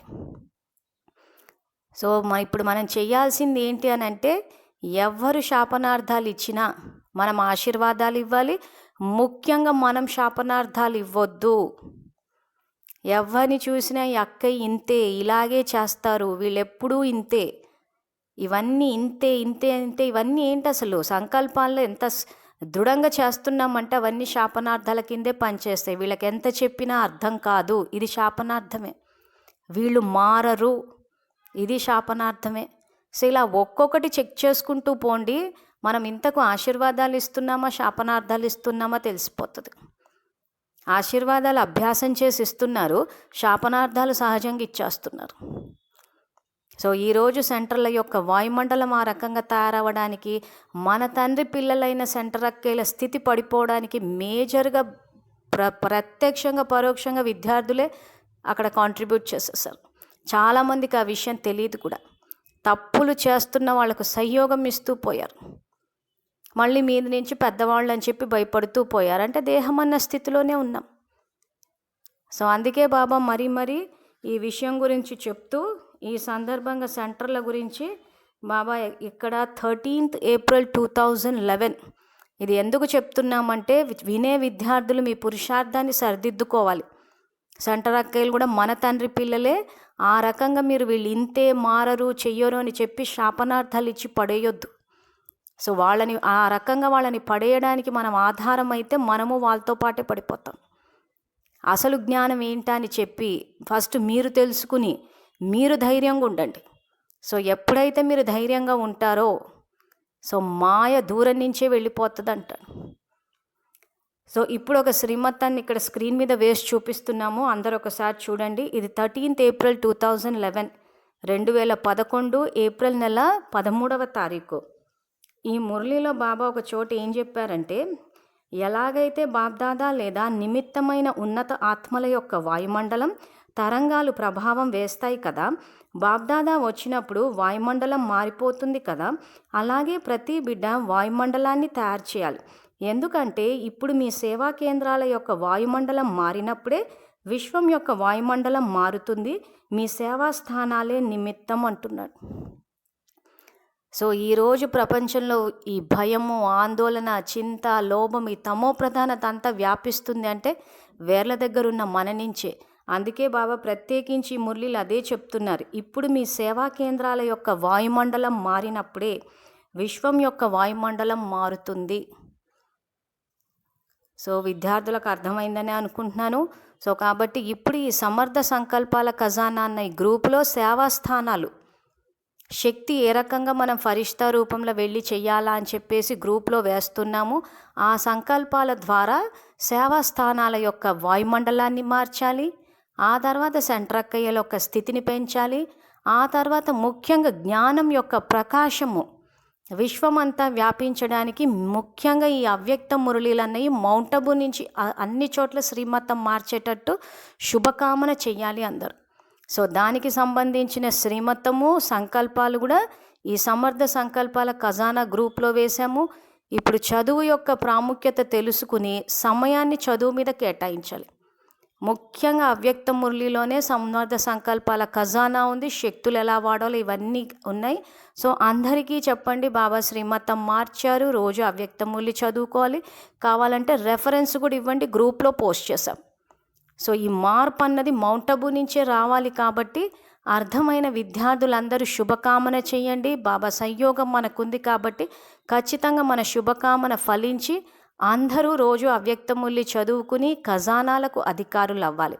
మనమంతా ఒక తండ్రి పిల్లలం కాబట్టి అందరం కలిసి చదువుకోవాలి, కలిసి అందరము అధికారులం అవ్వాలి, అందరము కలిసి సత్యుగానికి వెళ్ళి సుఖపడాలి.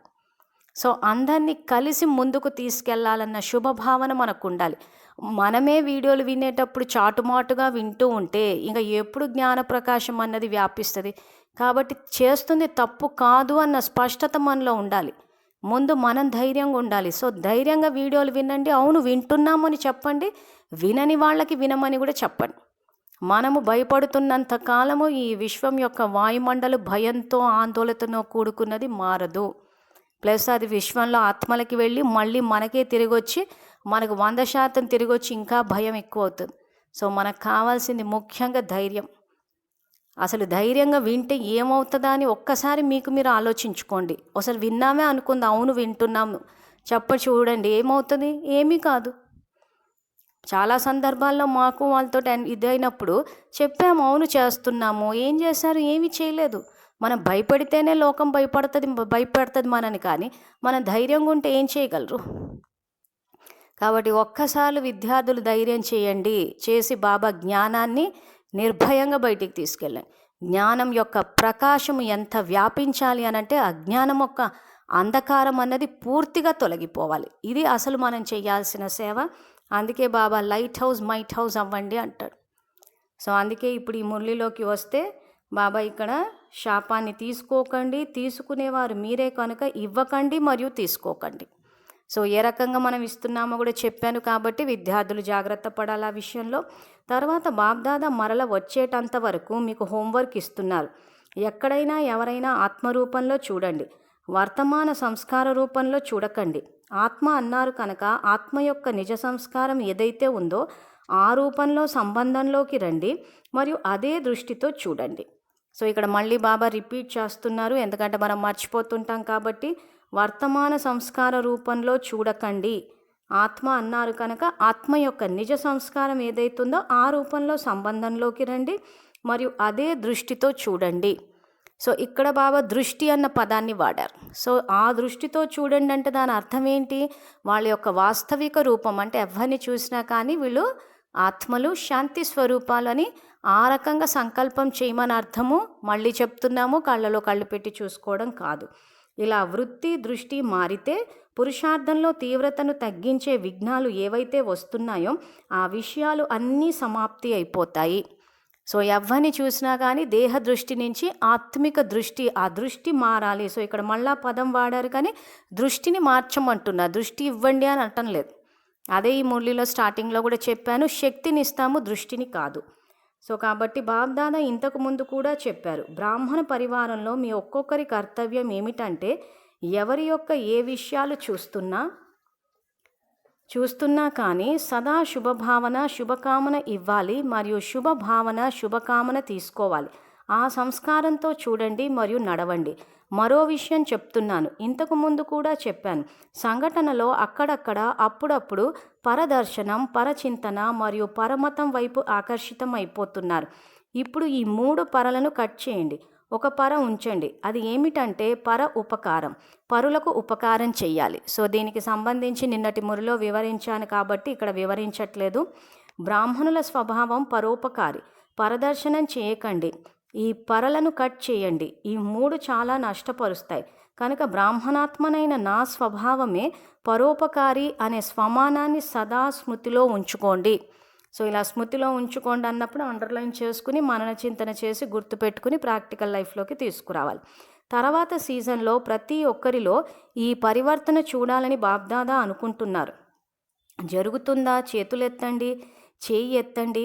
అయితే సరే, కనుక ఇప్పుడు ఏమి చేయాలి? బాబ్దాదా శుభాకాంక్షలు ఇస్తున్నారు. ఒకరికొకరు ధ్యాస ఇప్పించుకుంటున్నారు. ఏమి చేయాలి? రోజు రాత్రి నిద్రపోయే ముందు బాబ్దాదాకి గుడ్ నైట్ చెప్పే ముందు రోజంతటి లెక్కాచారాన్ని బాబాకి ఇవ్వండి. మంచి చేసినా చెడు చేసినా ఏది చేసినా లెక్కాచారం అంతా బాబాకి ఇచ్చేసి బుద్ధిని ఖాళీ చేసుకుని బాబాకి గుడ్ నైట్ చెప్పాలి. బాబాతో పాటు బాబా స్మృతిలో మీరు నిద్రపోవాలి. అప్పుడు నిద్ర బాగా వస్తుంది అంటున్నారు. సో ఇక్కడ బాబా మంచి చేసినా చెడు చేసినా ఏది చేసినా చెప్పండి అంటే దాని అర్థం చెడు చేయమని కాదు. దయచేసి అలాంటి మీనింగులు తీయకండి. ఒకసారి రాత్రి కూర్చున్నప్పుడు ఒకసారి రివ్యూ చేసుకోవాలి. ఏం చేసామో, కర్మలు ఎలాంటివి ఆచరించామా అని ఒకసారి మనమే పరిశీలించుకుని ఏమైనా తప్పు చేస్తే అక్కడికి బాబాకి చెప్పేసి ఇంకా అది మళ్ళీ రిపీట్ అవ్వకుండా చూసుకోవాలి. చెప్పేసి ఇంకా ఆ తర్వాత బుద్ధి ఖాళీ చేసుకుని అప్పుడు బాబాతో పాటు నిద్రపోవాలి అని అంటున్నారు. సో మొదట మిమ్మల్ని మీరు ఖాళీ చేసుకోవాలి. బుద్ధిలో ఏ విషయం ఉంచుకోకూడదు. లెక్కాచారాన్ని అంత సత్యమైన మనసుతో తండ్రి రూపంలో బాబాకి ఇచ్చేస్తే ధర్మరాజపురికి వెళ్ళవలసిన అవసరం ఉండదు. సత్యమైన మనసుకి యజమాని రాజీ అయిపోతారు. హోంవర్క్ లభించింది కదా. మీరు పూర్విక మరియు పూజ్య స్వరూపం యొక్క సేవ నడుస్తూ తిరుగుతూ చేయగలుగుతున్నారా? బాబా చూశారు. జానకి బిడ్డ అంటే జానకి దాది ఆరోగ్యం బాలేకపోయినా కానీ కరాచీ సేవలో విశేషంగా మనస్సు యొక్క శక్తినిచ్చారు. నిమిత్తం ఎవరైనా కానీ ఈమె ప్రత్యక్షంగా చేశారు. అక్కడి ఆత్మలకు శక్తి లభించింది. ఉల్లాసంతో మున్ముందుకి వెళ్ళారు. ఈ విధంగా బాబ్దాదా ప్రత్యక్ష ఉదాహరణ చూశారు. ఇలా మీరు కూడా చేయవచ్చు. దుఃఖీలకు సంతోషాలను పంపించవచ్చు. మా దేవి లేదా దేవత ఎప్పుడు వచ్చి దయ చూపిస్తారు అని మీ భక్తులు పిలుస్తూ ఉన్నారు, అరుస్తూ ఉన్నారు. మీకు వినిపించటం లేదు అని బాబాకి బాగా వినిపిస్తుంది. మీ భక్తులు ఎవరో మీకు తెలియదు, కానీ భక్తులకి తమ ఇష్టదైవం ఎవరో తెలుసు కదా. వారు పిలుస్తూ ఉన్నారు. ప్రతి బ్రాహ్మణాత్మకి భక్తులు ఉన్నారు. బలహీనులు అయినా తెలివైన వారు అయినా మీకు కూడా భక్తులు ఉన్నారు. ఎందుకంటే వేర్లలో కూర్చున్నారు కదా. సో ఇక్కడ శక్తిని ఇచ్చే విషయంలో బాబా జానకిదాది ఉదాహరణ ఇస్తున్నారు. సో ఆ రకంగా ఆరోగ్యం బాగాలేకపోయినా కానీ కరాచీ సేవలో విశేషంగా మనస్సు ద్వారా శక్తిని ఇచ్చారు అంటున్నారు. సో మరి కరాచీలో ఉన్నప్పుడు మరి శక్తిని ఇచ్చారు అని అంటే మరి ఆ తర్వాత మరి ఏం జరిగిందో తెలియదు. తర్వాత మేము జ్ఞానంలోకి వచ్చినప్పటి నుంచి చూస్తే మాత్రం దాది గారు ఆరోగ్యం బాగాలేనప్పుడంతా అందరి నుంచి మళ్ళీ శక్తి తీసుకున్నారు. కానీ అసలు పద్ధతి ప్రకారం చూస్తే అయితే అష్టశక్తుల్లో ఈ ముడుచుకునే శక్తిని వాడుకుని మన తనువుకు సంబంధించిన విషయాలు ఏవి ప్రచారంలోకి తేకుండా మనము ఒకరికి శక్తిని ఇవ్వాలి, కానీ తీసుకోవడం అంటూ చేయకూడదు. మరి తర్వాత ఇక్కడ బాబా కనుక మీది శక్తినిచ్చే సేవ, అందువలన ఇప్పుడు మనసా సేవను పెంచండి. ఎంత బిజీగా ఉంటారో అంత నిర్విఘ్నంగా ఉంటారు. చేయగలరా? చేయగలరు కదా. మనసా సేవ చేయటం తెలుసు కదా. తెలిస్తే చేతులెత్తండి. ఆ తర్వాత అందరికీ తెలుసు, మధ్య మధ్యలో చేస్తున్నాం అనేవారు చేతులెత్తండి. చేస్తున్నారు, నియమపూర్వకంగా చేస్తున్నారా లేక అప్పుడప్పుడు చేస్తున్నారా? అప్పుడప్పుడు చేస్తుంటే ఇక నుండి క్రమం తప్పకుండా చేయండి. కొంచెం చేస్తుంటే మరింత పెంచండి. ఎందుకంటే ఇప్పటి సేవా ఫలమే కల్పమంతటికీ ఆధారం. పూజారి అయినా రాజ్యాధికారి అయినా రెండింటికి ఆధారం ఇప్పటి సేవ, ఇప్పటి స్థితి, ఇప్పటి మాట, ఇప్పటి సంబంధ సంప్రదింపులు. సో విద్యార్థులు ఈ 3 లైన్స్ని అండర్లైన్ చేసుకోండి. ఎవరెవరైతే డ్రామా రిపిటీషను, పోయిన కల్పంలో ఉన్న పుణ్యం అంతా రిపీట్ అవుతుందంట, పోయిన కల్పంలో ఉన్న దుఃఖం అంతా రిపీట్ అవుతుందంట అనుకునేవాళ్ళు ఈ వాక్యాలని అండర్లైన్ చేసుకుని మీకు అర్థమయ్యేంత వరకు చదువుకోండి. సో ఏ వాక్యాలంటే, ఎందుకంటే ఇప్పటి సేవా ఫలమే కల్పమంతటికి ఆధారం. పూజారి అయినా రాజ్యాధికారి అయినా రెండింటికి ఆధారం ఇప్పటి సేవ, ఇప్పటి స్థితి, ఇప్పటి మాట, ఇప్పటి సంబంధ సంప్రదింపులు. అంటే వచ్చే కల్పానికి ఇప్పుడు ఈ సంగమ యుగంలో షూటింగ్ రికార్డ్ అవుతోంది. సో ఇప్పుడు మీరు ఏది చేస్తే దాని ఆధారంగా భవిష్య ఫలం. సో ఇప్పుడు మీరు ఏ సేవ అయితే చేస్తారో దీని ఆధారంగా రాజ్యప్రాప్తులు, పూజ్యప్రాప్తులు. అంతేగాని పోయిన కల్పం నుంచి మనం ఏమీ చేయకుండా అలా వచ్చి ఖాతాలో పడిపోవు. సో అలాంటివి ఏమైనా భ్రమలో ఉంటే బయటకు వచ్చేసేయండి. సో ఈ వాక్యాలు చదువుకుని ఇప్పటి స్థితి, ఇప్పటి మాట, ఇప్పటి సంబంధ సంప్రదింపులు, ఇప్పటి సేవా ఫలమే కల్పమంతటికి ఆధారం. సో బాబ్దాదా మరలసారి మొదటగా వచ్చినప్పుడు రిజల్ట్ అడుగుతారు. బాబా రావటం మరియు వెళ్ళటం కూడా ఎంతవరకు అని అన్నారు కదా, మీరు అనుకుంటున్నారు, కానీ దాని అర్థం ఏమిటంటే మీరు ఎవర్ రెడీగా ఉండండి అని. అందువలన మొదటిసారి అందరి ఫలితం తీసుకుంటాను. ఇప్పుడు ఎంత శాతం ఉందో దానికంటే పెరగాలి. బాబ్దాదా మొదటి నుండి చెప్తున్నారు, చేయాలనుకుంటే ఇప్పుడే చేయండి, ఎప్పుడో కాదు. బాబ్దాదాకి ఎప్పుడో అనే పాటలు చాలా వినిపిస్తున్నాయి, చాలా మంచిగా చేసి వినిపిస్తున్నారు. కానీ బాబ్దాదాకి ఎప్పుడో అనే పాట ఇష్టం అనిపించదు, ఇప్పుడిప్పుడే అనే పాట ఇష్టం అనిపిస్తుంది. తక్షణ దానం మహాపుణ్యం. వచ్చే సంవత్సరానికి ఏం చేయాలో అర్థమైందా? సో ఇది 31 డిసెంబర్ లాస్ట్ రోజు చేశారు కాబట్టి బాబా వచ్చే సంవత్సరానికి ఏం చేయాలో అర్థమైందా అని ఈ మురళిలో చెప్పినా మనకైనా ఇదే శ్రీమతం ఇప్పుడు వర్తిస్తుంది. సో కాబట్టి ఎప్పుడో అని కాకుండా ఇప్పుడు సదా ఈ మాటని ఇక్కడ గుర్తుపెట్టుకోమంటున్నారు. తక్షణ దానం మహాపుణ్యం. సో ఏదైనా సేవ చేయాల్సి వస్తే వెంటనే చేసేయాలి. ఆలోచిస్తే మళ్ళీ మైండ్ మారిపోతుంది అంటారు చూసారా, భక్తిలో కూడా అదే చెప్తుంటారు, వెంటనే చేయాలని. ఇక్కడ బాబా కూడా అదే చెప్తున్నారు. సో కాబట్టి నలువైపులా ఉన్న పిల్లలకు బాబ్దాదా యొక్క కోటాను కోట్ల రెట్లు ప్రేమ మరియు మనస్సు యొక్క పాలనను స్వీకరించండి. అందరికీ యజమానులైన పిల్లలకు బాబా లక్షల శుభాకాంక్షలు ఇస్తున్నారు. ఎగరండి మరియు ఎగిరింప చేయండి. లక్షలాది శుభాకాంక్షలు అంటే బాబా శుభాన్ని ఆకాంక్షిస్తున్నారంటే మనకు శుభం జరగాలని చెప్పి. సో బాబా సమానంగా మనం కూడా అందరికీ శుభం జరగాలని ఆకాంక్షిస్తూ ఈ కల్పవృక్ష జ్ఞానం ఏదైతే ఉందో దీన్ని ప్రాక్టికల్ లైఫ్లోకి తీసుకురండి. వీలైనంత మటుకు మీ పూర్తి శక్తి సామర్థ్యాలు ఉపయోగించి ఎంతవరకు జ్ఞానం యొక్క ప్రకాశాన్ని వ్యాపింపజేయగలరో అంతవరకు చేయండి. దీనికి సంబంధించి ఏమైనా సందేహాలున్నా, నాతోటి ఏమైనా జ్ఞాన చర్చలు జరపాలనుకున్నా, మనస వాచ కర్మన ఏ రకమైన సహయోగం కావాలన్నా నన్ను సంప్రదించగలరు.